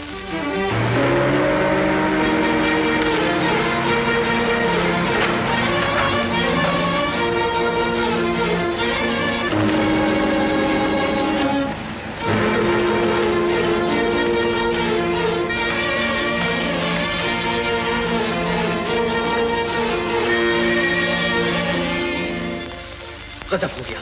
नर्स, पढ़ा तुमने? मिलिट्री डिपो से बंदूकें गायब, चोरों का अब तक कोई सुराग नहीं मिला। मुझे फौरन ड्यूटी पर हाजिर होना चाहिए। नर्स, मेरे कपड़े मंगवा दो जल्दी। हाँ, अभी आपके जख्म अच्छे नहीं हुए।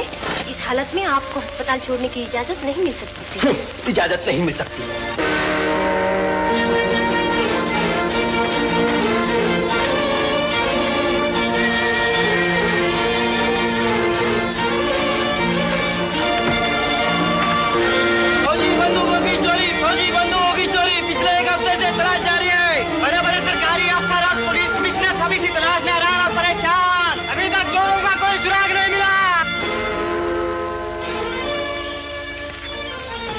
कोई नई बात? बड़ी सख्त गर्मी। होम मिनिस्टर साहब बहुत नाराज है। अगर हमारी तलाश कामयाब न हुई तो जान के लाले पड़ जाएंगे सबको, खासकर आपको और मुझे। मिलिट्री डिपो से चोरी गई हुई फौजी बंदूकों और कारतूसों के सिलसिले में पुलिस धड़ाधड़ तलाशियां ले रही है। बड़े जोरों से दौड़ धूप जारी है, लेकिन अभी तक चोरों का कोई पता नहीं, चोरी का कोई सुराग नहीं मिला।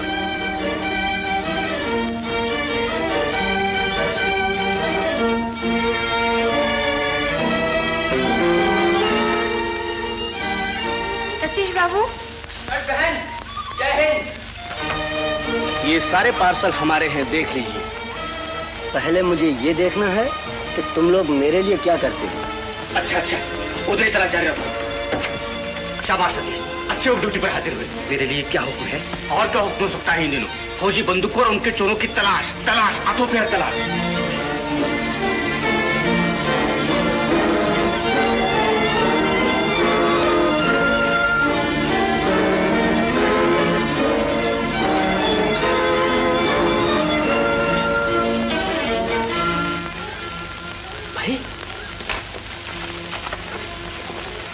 लो, खुश हो जाओ, सारे पार्सल रेल पर पहुंचा दिए हैं हिफाजत से। शाबाश। अरे, पुलिस वैन हमारे घर के सामने किस लिए? देखो भाई, वो है इंस्पेक्टर सतीश। तो यही है वो शैतान, कहीं हमारी तलाशी ले लेना आया हो। जल चला दो, आई बला टाल तू।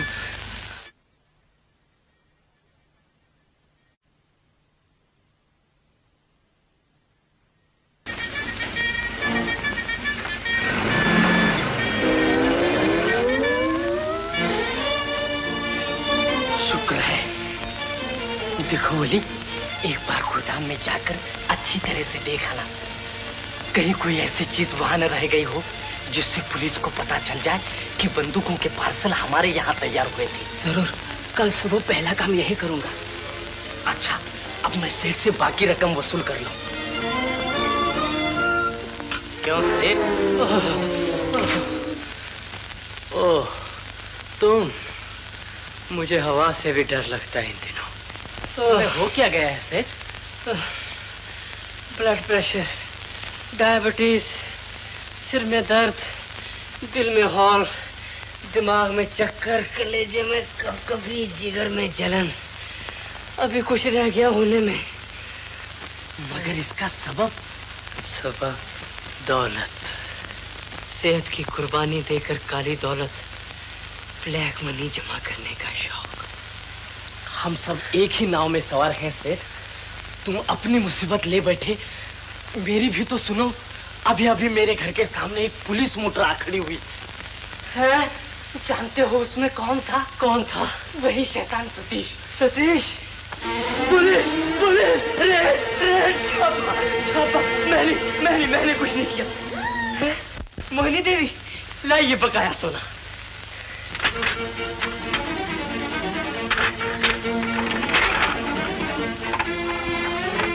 लो भाई, तुम्हारा बकाया है साफ साफ। देखो मोहिनी देवी, रेल तक तुम्हारा माल पहुंचा दिया है हमने। आगे तुम्हारी अपनी जिम्मेदारी। आज रात के 11:30 बजे वाली पार्सल ट्रेन से 2 वैगन बुक करा लिए हैं। अब उन वैगनों में माल भरवाना और उन्हें यहाँ से चलता करना तुम्हारा अपना काम है। मगर पुलिस के गुर्गों से बचना, और खासकर उस इंस्पेक्टर सतीश से। तुम उसकी फिक्र ना करो। तो क्या उसे जानती हो तुम? नमस्ते। क्या हुआ सेठ? ये उठाकर उधर ले जाओ। अपने प्रोग्राम की तैयारी जारी है ना? हाँ मास्टर जी, गाना भी गा रहे हैं, लड़कियां पोशाक पहन रही हैं। क्यों सतीश आएंगे क्या? कौन जाने, वादा तो किया है आने का। मोहिनी, तुम तो दिल के साथ धीरज भी गवा बैठी हो। वो जरूर आएंगे और खुश होंगे देखकर हमारे पहले खेल की आखिरी तालीम। मेरे पापी जीवन की आखिरी करतूत।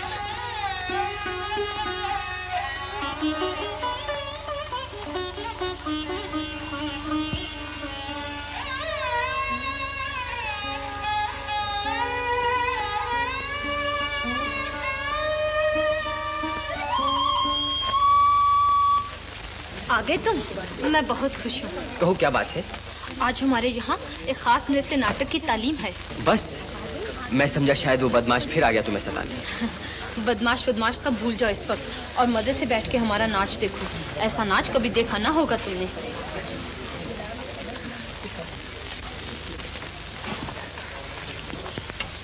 अफसर जी, इंस्पेक्टर सतीश यहाँ आ गए। अब तुम्हारे लिए रास्ता साफ है। जल्दी से रेलवे स्टेशन पर जाकर बंदूकों वाले पार्सल रवाना करा दो। बहुत अच्छा। बीबी, पार्सल क्लर्क बिगड़ बैठा है। वैगन भेजने से साफ इनकार करता है। अब आप ही चलो तो बात बने। मगर मैं तो यहाँ से हिल नहीं सकती। वो देखो ना सामने इंस्पेक्टर सतीश। मेरे यहाँ न रहने से उसे शक होगा। 5 मिनट के बाद हमारा दूसरा नृत्य शुरू होगा। जरा ठहरो, मैं भी आया। मोहिनी, मुझे जाना है एक जरूरी काम के लिए। मैं ज्यादा नहीं ठहर सकता। अच्छा, तुम्हारी खुशी। चलो अफसर, अब मैं तुम्हारे साथ चल सकती हूँ।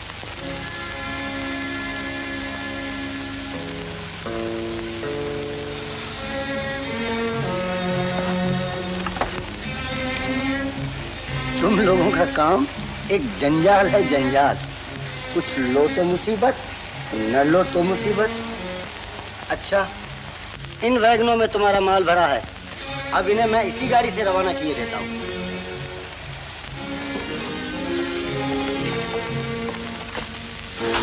वो देखो,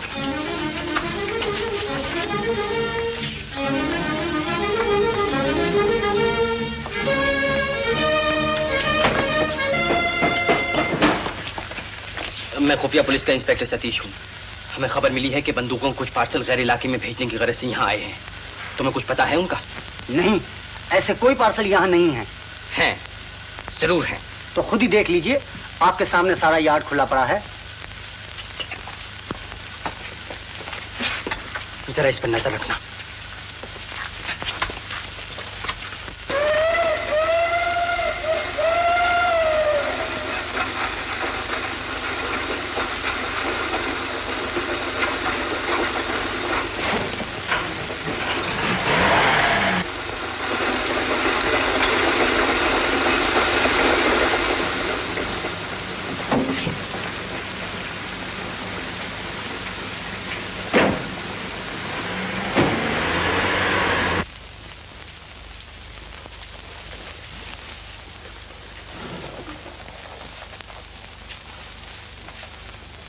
अरे भाई छोड़ो ना, तुम भी ले लो अपना हिस्सा। सभी तुम्हारी तरह रिश्वत खाने वाले नहीं होते, अपने पास ही रखो है बीमारी।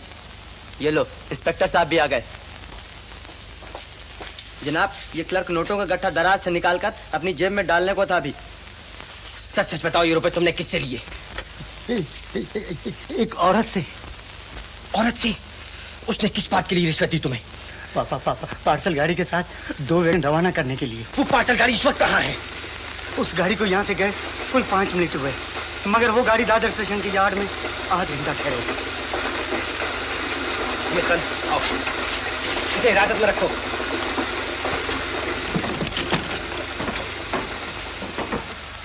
इससे चोरों का कुछ पता न चलेगा। हमीद खान, न जाने हमारी बदनसीबी कब तक हमारा पीछा करेगी। मेरे ख्याल में तो तुम निहायत खुशनसीब हो कि चोरी के माल से भरपूर 2 बेगम तुम्हारे हाथ लग गई। इस कामयाबी पर मुबारक। हमीद खान, ये कामयाबी नाकामी से भी बुरी है। मजा तो जब था कि बंदूकें चुराने वाले दुश्मन हमारे हाथ लग गए। इस नाकामी पर इस तरफ हमारे अफसर नाराज होंगे, उस तरफ हमारे दुश्मन हमारी हंसी उड़ाएंगे कि एक औरत हमसे बाजी मार ले गई। हमीद खान, क्या औरतें ऐसी चालाक, मक्कार और धोखेबाज हो सकती हैं? तुम्हें तो बहुत वास्ता पड़ा होगा औरतों से। नहीं सतीश, मुझे तो अभी तक एक ही औरत से वास्ता पड़ा है और वो मेरी बीवी है। मगर वो इतनी अच्छी औरत है कि इस वक्त 2 बज जाने पर भी भूखी प्यासी मेरी राह देखती होगी। अच्छा हमीद खान, इस जगह माथा फोड़ने से कोई फायदा नहीं। अब तुम इन पार्सलों और वैगनों पर पहरा बिठाकर घर जाओ। मैं सुबह को दफ्तर में मिलूंगा तुमसे। ठहरो, मैं पहुंचा दूं। किधर जाओगे?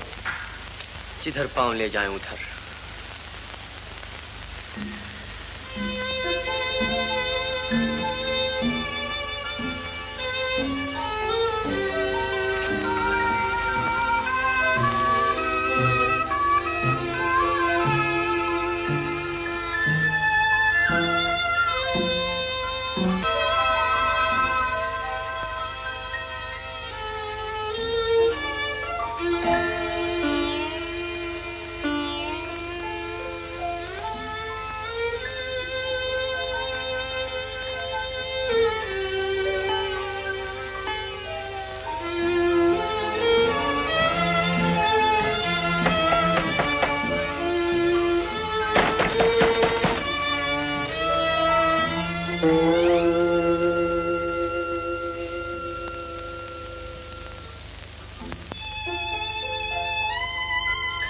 माफ करना मोहिनी,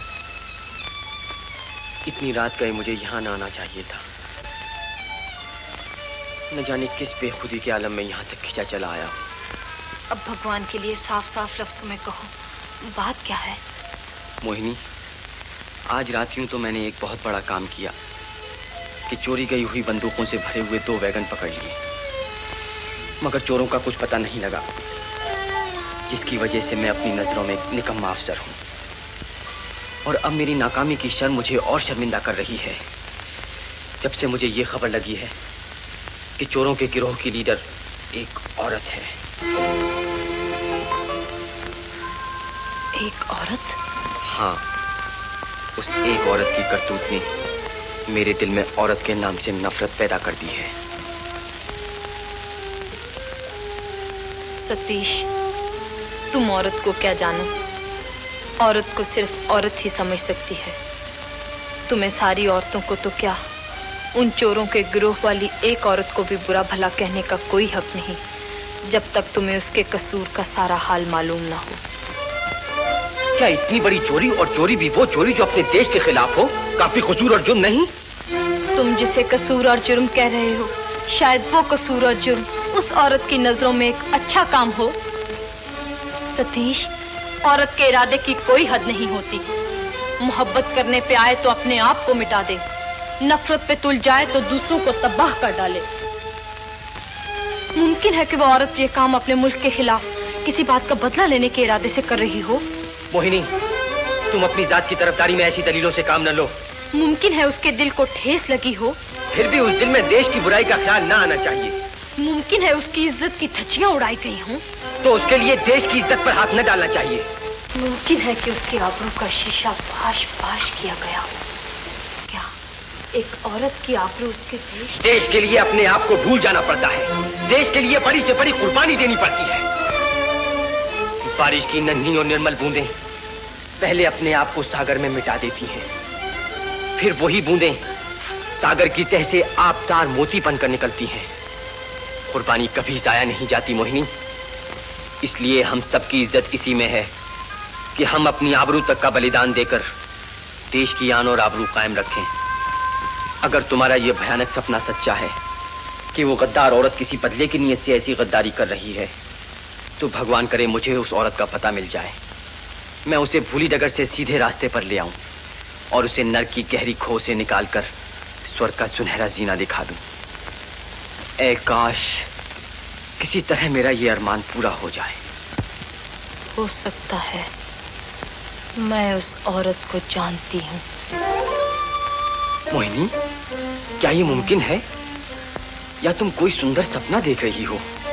सपना नहीं देख रही, सच कह रही हूँ। कौन है वो औरत?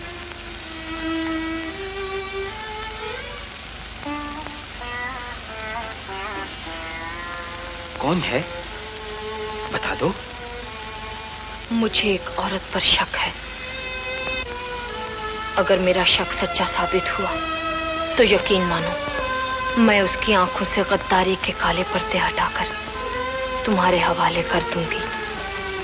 मोहिनी, अगर ऐसा हो जाए, अगर ऐसा कर दो तो कब तक ये काम कर सकोगी? तुम्हारी पुलिस को कितने दिन लगे थे बंदूकों की चोरी पकड़ने में? यही कोई 15 दिन। मुझे 15 घंटों की मोहलत तो दोगे? आज रात के 8 बजे मुझसे यहीं मिलना, शायद मैं उस औरत को तुम्हारे हवाले कर सकूं। 8 बजे? हाँ, लेकिन उस औरत को गिरफ्तार करने से तुम्हें क्या मिलेगा? मेरे लिए इज्जत और शोहरत के पुरबहार रास्ते खुल जाएंगे। हमराइयों में मेरा सर ऊंचा होगा, मेरा मुल्क मुझ पर नाज करेगा। और क्या? और ये कि मैं और मेरे दिल की देवी तो उसे एक हो जाएंगे, और जमाना मोहिनी को सतीश मोहिनी कहकर पुकारेगा।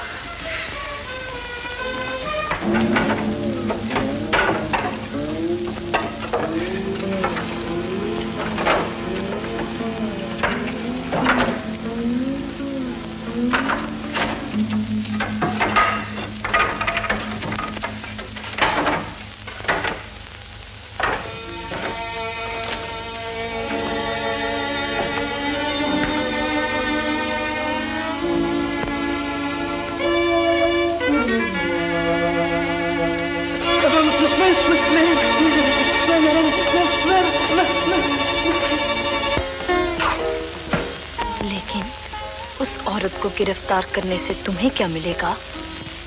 मैं और मेरे दिल की देवी तो उसे एक हो जाएंगे।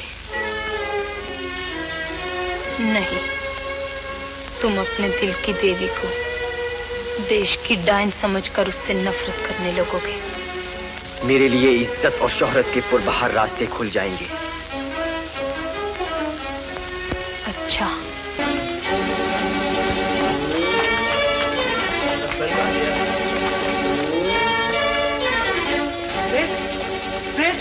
तुमने सुन लिया होगा, मेरे भाई धर लिए गए। हाँ हाँ वकील साहब, इनके भाई को जमानत पर छुड़ा लो ना। नहीं, वो जमानत पर रिहा नहीं हो सकते। जालिम सतीश ने उन पर बड़ा सख्त जुर्म लगा दिया है।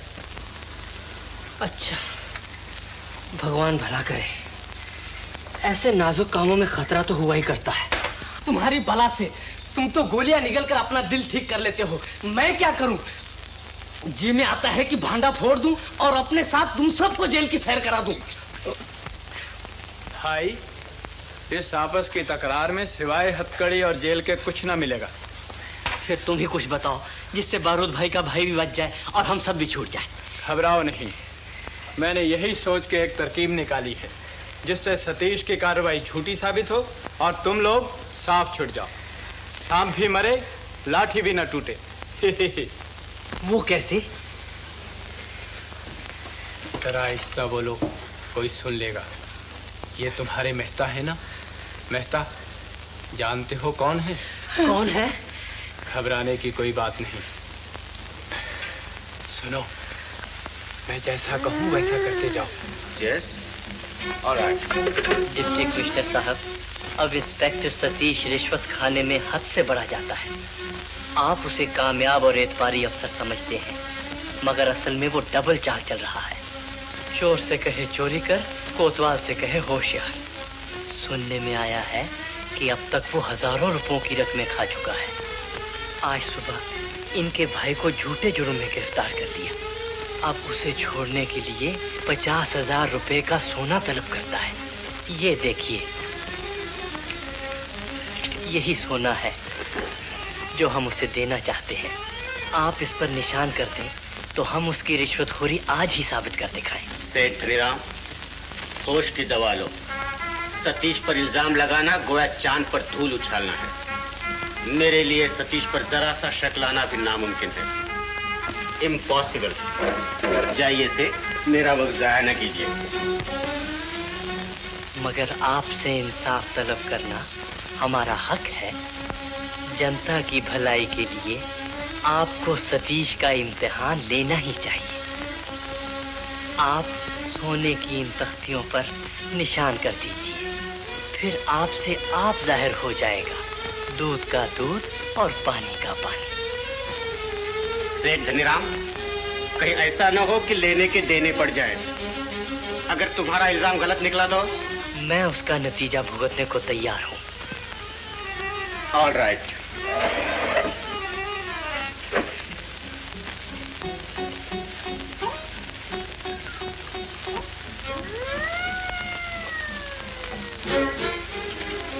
मेहता साहब, याद है ना हमने उस दिन 2.5 लाख का सोना खरीद किया था?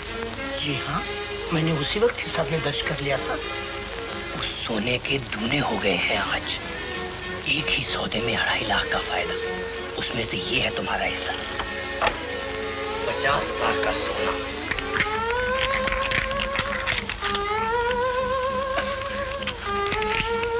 Thank you. थैंक्स की कोई जरूरत नहीं। तुम हमसे फायदा उठाते हो, हम तुमसे फायदा उठाते हैं। इसे संभाल कर रखना और घर जाते वक्त होशियार रहना। नहीं तो ऐसा करो, मेरी मोटर में बैठकर घर चले जाओ। ड्राइवर से कह दो अभी आपको घर पहुंचा दे। अच्छा। अब चपरासी से कह दो। पूरन, मेहता साहब गए क्या? जी हाँ। देखो, तुम दीपक महल को चले जाओ लपक कर। वहाँ इंस्पेक्टर सतीश है, अपने मेहता साहब के बेटे। उनसे कहो कि मेहता साहब बड़े परेशान हैं और आपको घर पे बुलाया फौरन। जी बहुत अच्छा। और सुनो, जैसे ही इंस्पेक्टर सतीश दफ्तर से रवाना हो, तुम हमें टेलीफोन पर खबर कर देना। जी। तुम उनके दफ्तर से आए हो? जी हाँ। क्या पिताजी बहुत बेचैन हैं? जी हाँ, इसलिए दफ्तर से जल्दी घर चले गए। आपको घर पे बुलाया है।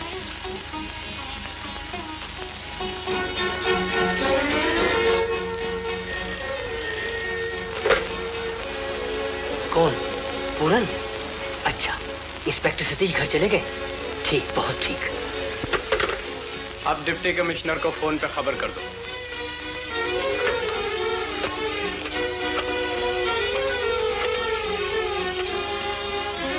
डिप्टी कमिश्नर खुफिया पुलिस। कौन? डिप्टी कमिश्नर साहब? जी, मैं सेठ धनीराम। सतीश ने सोना लेकर अपने बाप के घर में छुपा दिया है। खुद भी वही है। फौरन कार्रवाई की जाए।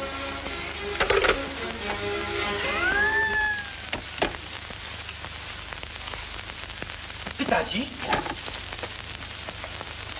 पिताजी क्या बात है? कोई बात नहीं। आप क्या छुपाने की कोशिश कर रहे हैं? एक कीमती तिजोरी, इसमें जड़ाऊ गहने और साथ ही खालिस सोने की तख्तियां। इतना बड़ा पाप, और इस पाप पर पर्दा डालने के लिए अपना ये पवित्र झंडा। पिताजी, आप इस तिरंगे को कभी शुभ तिरंगा कहा करते थे, और आज इसका ये अपमान। ये खजाना कहां से आया? ये मेरा अपना है, मेरी अपनी कमाई का। आपकी मेहनत की कमाई तो सिर्फ 5 रुपए रोजाना है। 150 रुपए महीना तनख्वाह पाने वाला क्लर्क जंतर मंतर के जोर से भी ऐसा अचंभा पैदा नहीं कर सकता। अब मुझे आपकी परेशानी का सबब मालूम हुआ। आप अच्छी भली गरीबी छोड़कर अमीर बनना चाहते हैं। क्या तुम एक अमीर बाप के बेटे नहीं बनना चाहते? खानदानी इज्जत और शराफत नहीं हासिल करना चाहते? इज्जत और शराफत काली दौलत से नहीं मिलती, गाढ़े पसीने की मेहनत मजदूरी से मिलती है। पिताजी, ये सिर्फ पाप ही नहीं बल्कि अपराध है। इस जुर्म में आप किसी दिन कैद हो जाएंगे। अब मुझे इस बात का बहुत अफसोस होता है कि मैं आपसे अलग रहा। अगर मैं इसी घर में रहता तो मुझे आपके काले धंधे का पता चल जाता और मैं आपको ऐसा करने से फौरन रोक देता। पिताजी, मुझे हरगिज़ ये उम्मीद न थी कि आप इस चमकीले सोने के चंद फरेबी टुकड़ों के धोखे में आ जाएंगे और अपने काले धंधे से हमारा मुंह काला कर देंगे। सतीश, मैंने जो कुछ किया तुम्हारे लिए, तुम्हारी माँ के लिए, तुम्हारे भाई बहनों के लिए। क्या मेरे बाद सतीश की माँ चक्की पीसती रहे? सतीश के भाई बहन चने कने के आगे हाथ उसारते फिरे, अपने नाम की लाज गंवाए। पिताजी, मुझे भी रोना है तो इसी नाम की लाज का। आपके नाम की लाज, आपकी इज्जत का पास, आपके बुढ़ापे की शर्म। मुझे अच्छे बाप का बुरा बेटा कहलाना मंजूर है, बुरे बाप का अच्छा बेटा कहलाना गवारा नहीं। सतीश,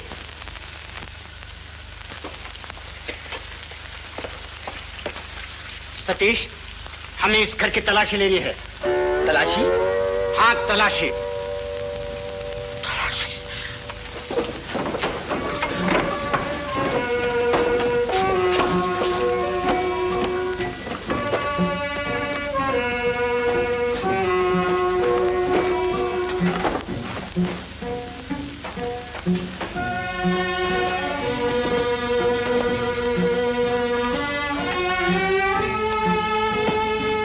सतीश, ये तिजोरी किसकी है?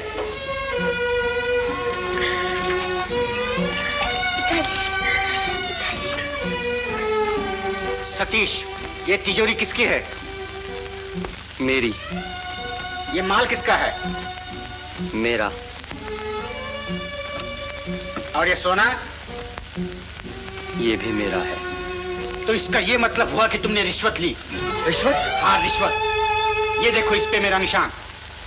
मुझे सख्त अफसोस है सतीश, मैं तुम्हें गिरफ्तार करने पर मजबूर हूं।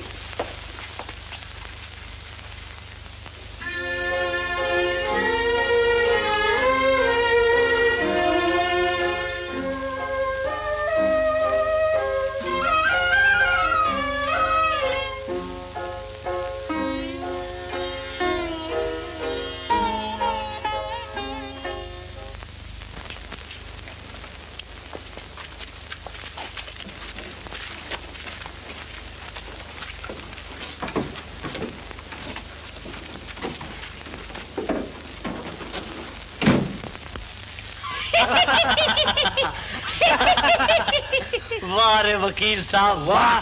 सचमुच सांप भी मर गया और लाठी भी नहीं टूटी। और सबसे बड़ा कमाल तो यह है कि सतीश ने अपना जुर्म भी मान लिया। आखिर अनाड़ी है ना, मैं चाहूं तो अभी छुड़ा लाऊं उसे। अरे अरे, कहीं ये गजब न कर बैठना। वकील साहब, कितनी सजा पाएगा सतीश? 3 साल तो कहीं नहीं गए।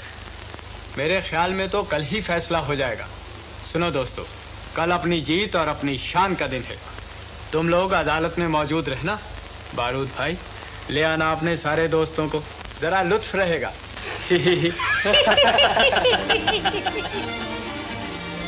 आज की ताजा खबर, 50,000 रुपए का सोना पुलिस इंस्पेक्टर के कब्जे में, रिश्वत का माल बरामद, मशहूर पुलिस इंस्पेक्टर सतीश गिरफ्तार, मशहूर पुलिस इंस्पेक्टर सतीश गिरफ्तार। सतीश गिरफ्तार? नहीं नहीं, ऐसा कभी न होगा। मैं ऐसा कभी न होने दूंगी।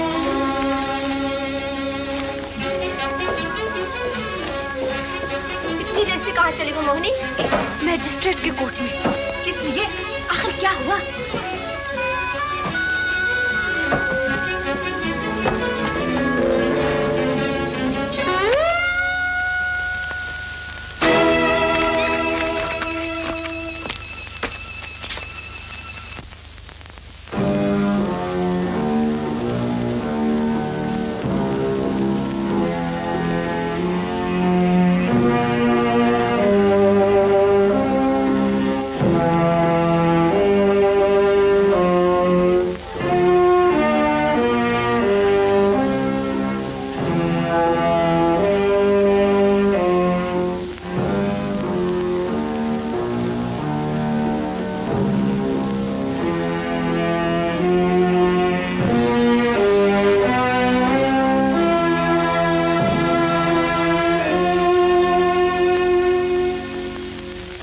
कानून तोड़ना सबके लिए बराबर का अपराध है, लेकिन वो अपराध बहुत बड़ा अपराध बन जाता है जब अपराधी एक सरकारी अफसर हो।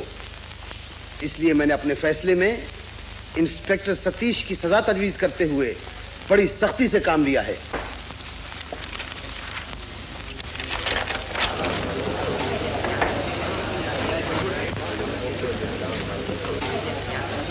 अदालत के पास एक दरखास्त आई है जिसमें दरखास्त करने वाले ने इस मुकदमे में गवाही देने की ख्वाहिश जाहिर की है।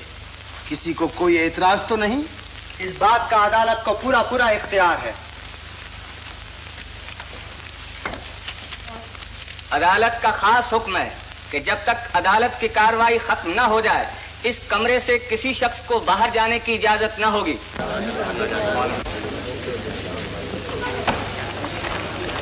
बैठ जाइए, मजिस्ट्रेट साहब का हुक्म है। ये कैसा हुक्म है?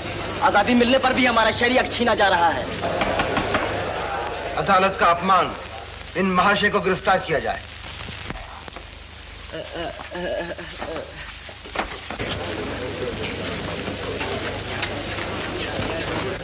नए गवाह को हाजिर करो।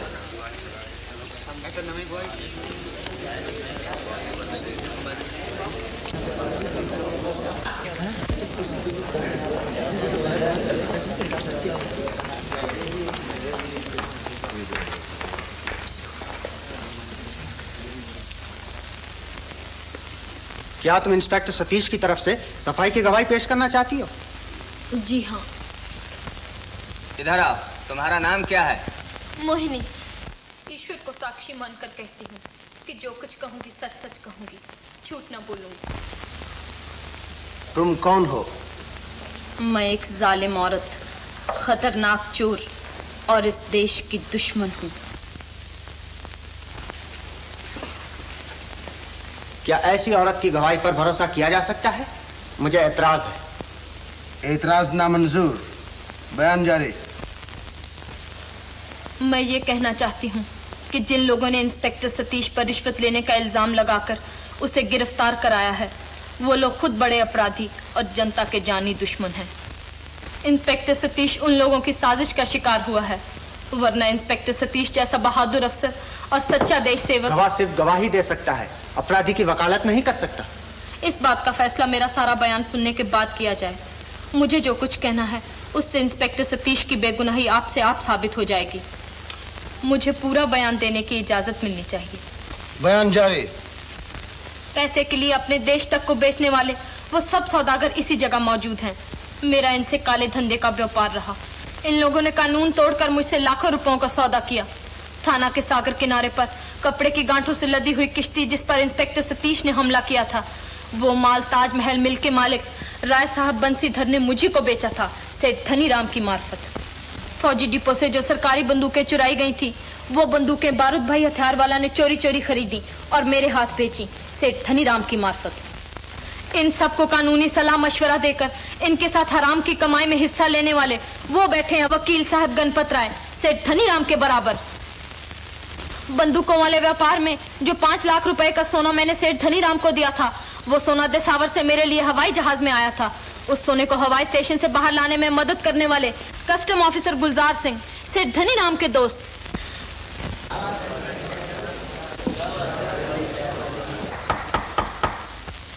अब अदालत तुमसे तलब करती है कि एक एक इल्जाम का सबूत पेश करो, वरना तुम्हारे खिलाफ मुकदमा चलाया जाएगा। सबूत पेश करो जल्दी। सबूत ये कि मैंने जो कुछ कहा है सच कहा है। ये तुम कहती हो, मगर हम कैसे माने? आपको मानना पड़ेगा, मैं झूठी नहीं। तुम झूठी नहीं सच्ची हो, इसका क्या सबूत? मैं पूरे विश्वास के साथ कहती हूँ कि ये सब अपराधी हैं। मैं अदालत से दरख्वास्त करता हूँ कि इस गवाह को गिरफ्तार किया जाए ताकि अदालत का कीमती वक्त जाया ना हो।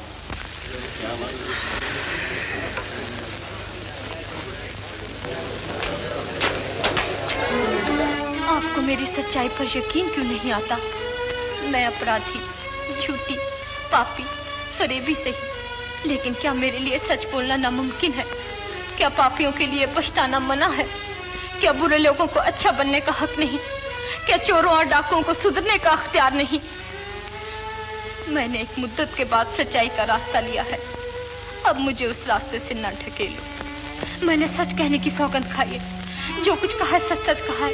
सच कहना चाहती हूँ, मेरी बात को सच मानिए। भगवान के लिए मुझ पर यकीन कीजिए। नहीं नहीं, मुझे यहाँ से कोई नहीं ले जा सकता, कोई नहीं हटा सकता।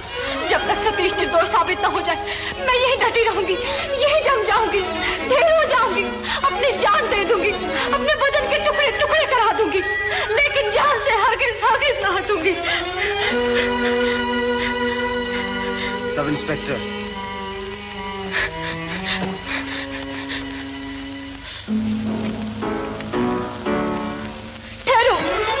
देखिए मेरी सच्चाई का सबूत। ये रहे पुलिस ऑफिसर भोलानाथ, जिन्होंने कपड़े के 50 कांटे महिम के सागर किनारे से चोरी चोरी दिसावर भिजवाने में मेरी मदद की थी। ये देखिए इनकी कलाई पर सोने की घड़ी, ये वही घड़ी है जो मैंने उस मौके पर इन्हें रिश्वत में दी थी। बड़ी कीमती घड़ी है, 1000 रुपए की।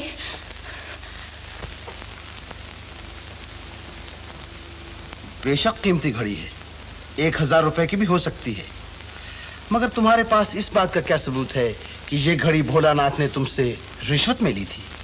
इसे खोलकर देखने से मालूम हो जाएगा। इसके अंदर मेरा नाम खुदा हुआ है, मोहिनी।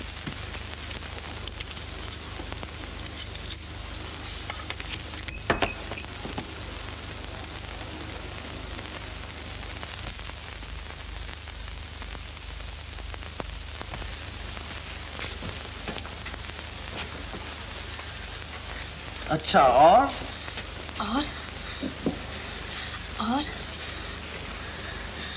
ठहरिए। हाँ, अब मुझे याद आया, जिस सोने का इल्जाम इंस्पेक्टर सतीश पर लगाया गया है, शायद वो सोना उसी सोने का हिस्सा है जो मैंने सेठ धनीराम को दिया था। अगर ऐसा है तो उस सोने की हर एक तख्ती के किनारे पर 4-4 बारीक तारे खुदे होने चाहिए। जरा देखिए तो अभी मालूम हो जाए।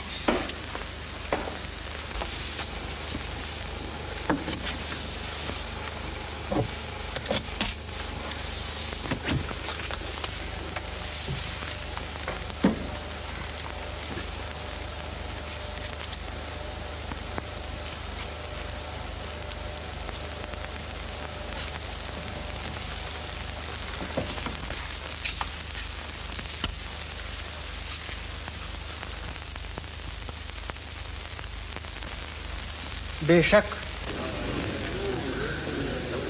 मजिस्ट्रेट साहब के हुक्म से आप सबको गिरफ्तार किया जाता है।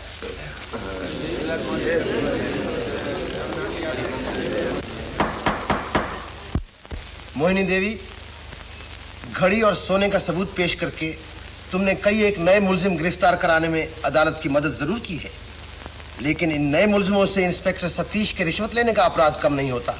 मैं फिर कहती हूँ कि सतीश बिल्कुल निर्दोष है।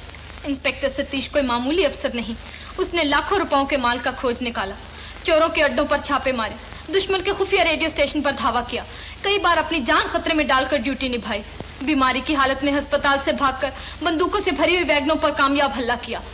ऐसा अफसर अपने देश के साथ बेईमानी करेगा? ऐसा अफसर जिसने अपनी देशभक्ति के कसबल पर मुझसे गद्दार औरत को सीधा रास्ता दिखाया। तुमने अपने देश से गद्दारी किस लिए की? उसका सबब? मेरे माँ बाप, मेरे अपने लोग, मेरा अपना देश। गए बलवे में हजारों दूसरी मासूम लड़कियों की तरह मैं भी जालिमों के जुल्म का शिकार बनी। उन बेरहम बदकारों ने मेरी आबरू का आईना चूर चूर कर दिया। उस वक्त मेरी हालत एक मसली हुई कली, घायल पंछी, बुझी हुई शमा और टूटे हुए सांस की सी थी। बेजान, बेज़बान, बेकस, बेबस। मगर उन जालिमों से भी कहीं ज्यादा बुरा सलूक मुझसे मेरे माँ बाप ने किया कि मुझे अपनाने और पहचानने तक से इनकार कर दिया। अपनी मर्जी से पेशा करने वाली वेश्या के माँ बाप भी उसे अपनी बेटी कहने से नहीं शर्माते, मगर मुझ बेकसूर और निर्दोष बेचारी को मेरे माँ बाप ने एक बेहया बेसवा समझकर धत्कार दिया। कैसी बेटी और किसकी जाई?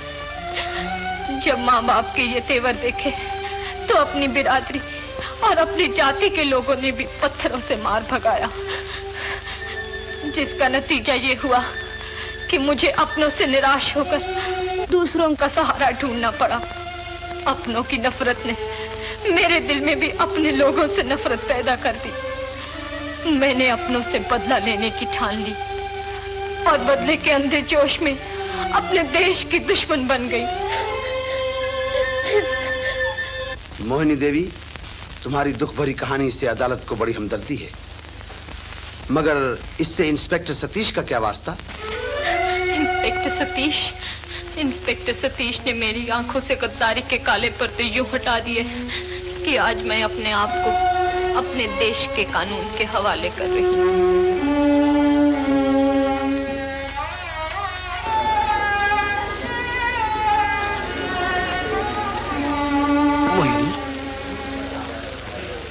मैंने कल रात के 8 बजे से आज सुबह तक तुम्हारा इंतजार किया।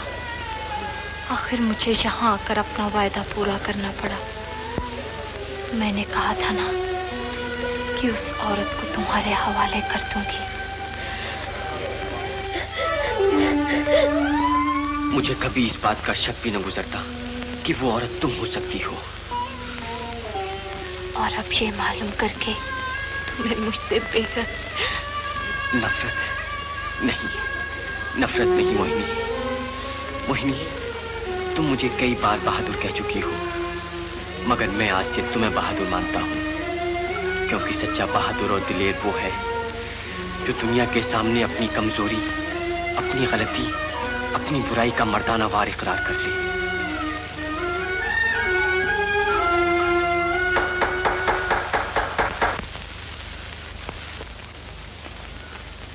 इस वक्त इंस्पेक्टर सतीश के मुकदमे ने एक नई शक्ल इख्तियार कर ली है। कई एक नए मुलजम भी गिरफ्तार हुए हैं। इसलिए मैं अदालत से दरख्वास्त करता हूं कि ज्यादा छानबीन के लिए वक्त दिया जाए और मोहिनी देवी को सरकार की तरफ से माफी का गवाह बनाया जाए। दरखास्त मंजूर। इन सब अपराधियों पर मुकदमा चलाने के बाद फैसला सुनाया जाएगा।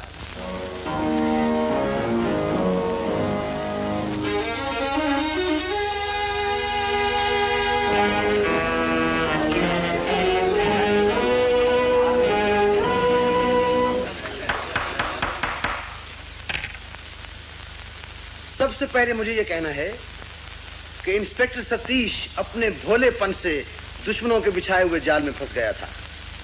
इसके खिलाफ रिश्वत लेने का अपराध झूठा साबित हुआ। इसलिए मैं बड़ी खुशी से इंस्पेक्टर सतीश को बाइज्जत बरी करने यानी छोड़ने का हुक्म देता हूं।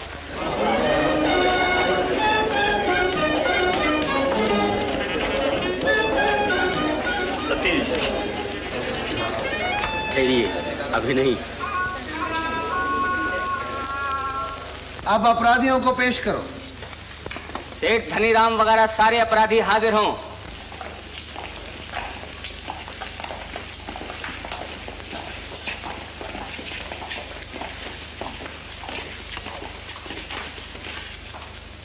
अपराधियों को सजा देने से पहले हमें यह देखना है कि इनका अपराध क्या है। काली दौलत का लालच। फिर हमें यह देखना है कि ऐसी दौलत के इतने लालची लोग कौन हैं। पसीना बहाने वाले मजदूर नहीं, हल चलाने वाले किसान नहीं, मेहनत मजदूरी करने वाले गरीब नहीं, बल्कि काले बाजार से पैसा कमाने वाले धनवान लोग। ये लोग, ये बेईमान धनवान, यही धनीराम, यही बारूद भाई, यही गणपत राय, यही बंसीधर, पढ़े लिखे डाकू, समाज के चोर, आजादी के लुटेरे, देश के दुश्मन। इन झूठ मूठ के बड़े आदमियों से डर है कि इनके बुरे संस्कार का जहर कहीं छोटे लोगों में न फैल जाए, जैसा धनीराम के मेहता जी के जुर्म से जाहिर है। जगदीश नारायण, सोने चांदी की झंकार पर राल टपकाने वाले, हिंदुस्तान की सफेद पोश बिरादरी को कलंक लगाने वाले, जो काले बाजार के धंधे में अमीरों का हाथ बटाते हैं। अगर ये लोग अपना हाथ खींच लें तो काले बाजार वालों का काम मुश्किल हो जाए। और इन अपराधियों के साथ ही police officer Bholanath, custom officer Gulzar Singh, parcel clerk Haridas और फौजी डिपो के स्टोर कीपर जॉन बार्बर। ये हैं आस्तीन के सांप, दूध पीकर जहर उगलने वाले, जिन्हें हिंदुस्तानी कहने में जबान पर छाले पड़ जाने का डर लगता है। अब हमें चाहिए कि हम गुलामी की सारी पुरानी बातों और बुरी आदतों को मलियामेट कर दें और अपने आप को आजादी के सच्चे हकदार साबित कर दिखाएं। नहीं तो डर है कि इस तिजोरी के तिरंगे की तरह हमारी आजादी का रंग भी फीका पड़ जाएगा और होते होते इस रंग का नामो निशान तक बाकी न रहेगा। हाँ, भूल न जाइए कि ऐसा भी हो सकता है, मगर क्या हम, हमारी सरकार और हमारे नेता ऐसा होने देंगे? हरगिज नहीं। अगर हमारे देश में चंद एक गद्दार हैं तो उनके मुकाबले में हमारे यहां सतीश जैसे देश सेवक भी हैं। हमें उनसे पूरी पूरी आशा है कि वो अपने देश की इज्जत और आबरू का झंडा दुनिया भर की बुलंदियों पर ले जाएंगे और उसके रंगीन निशान की चमक दमक से अपने प्यारे देश का नाम रोशन करेंगे। अब मैं अपराधियों की सजाएं सुनाता हूं। सेठ धनीराम 7 साल सख्त कैद, 5 लाख रुपया जुर्माना। वकील गणपत राय 3 साल सख्त कैद, 50,000 रुपया जुर्माना। मिल मालिक राय साहब बंसीधर 3 साल सख्त कैद, 5 लाख रुपया जुर्माना। बारूद भाई हथियार वाला 7 साल सख्त कैद, 2 लाख रुपया जुर्माना। जॉन बार्बर 5 साल सख्त कैद। कस्टम ऑफिसर गुलजार सिंह 3 साल सख्त कैद। पुलिस सब इंस्पेक्टर भोलानाथ 3 साल सख्त कैद। अफजल दौलत वली जी हथियार वाला, ट्रांसमीटर ऑपरेटर बिहारी 3 साल सख्त कैद। रेलवे पार्सल क्लार्क हरिदास 6 महीने सख्त कैद। जगदीश नारायण 6 महीने सख्त कैद।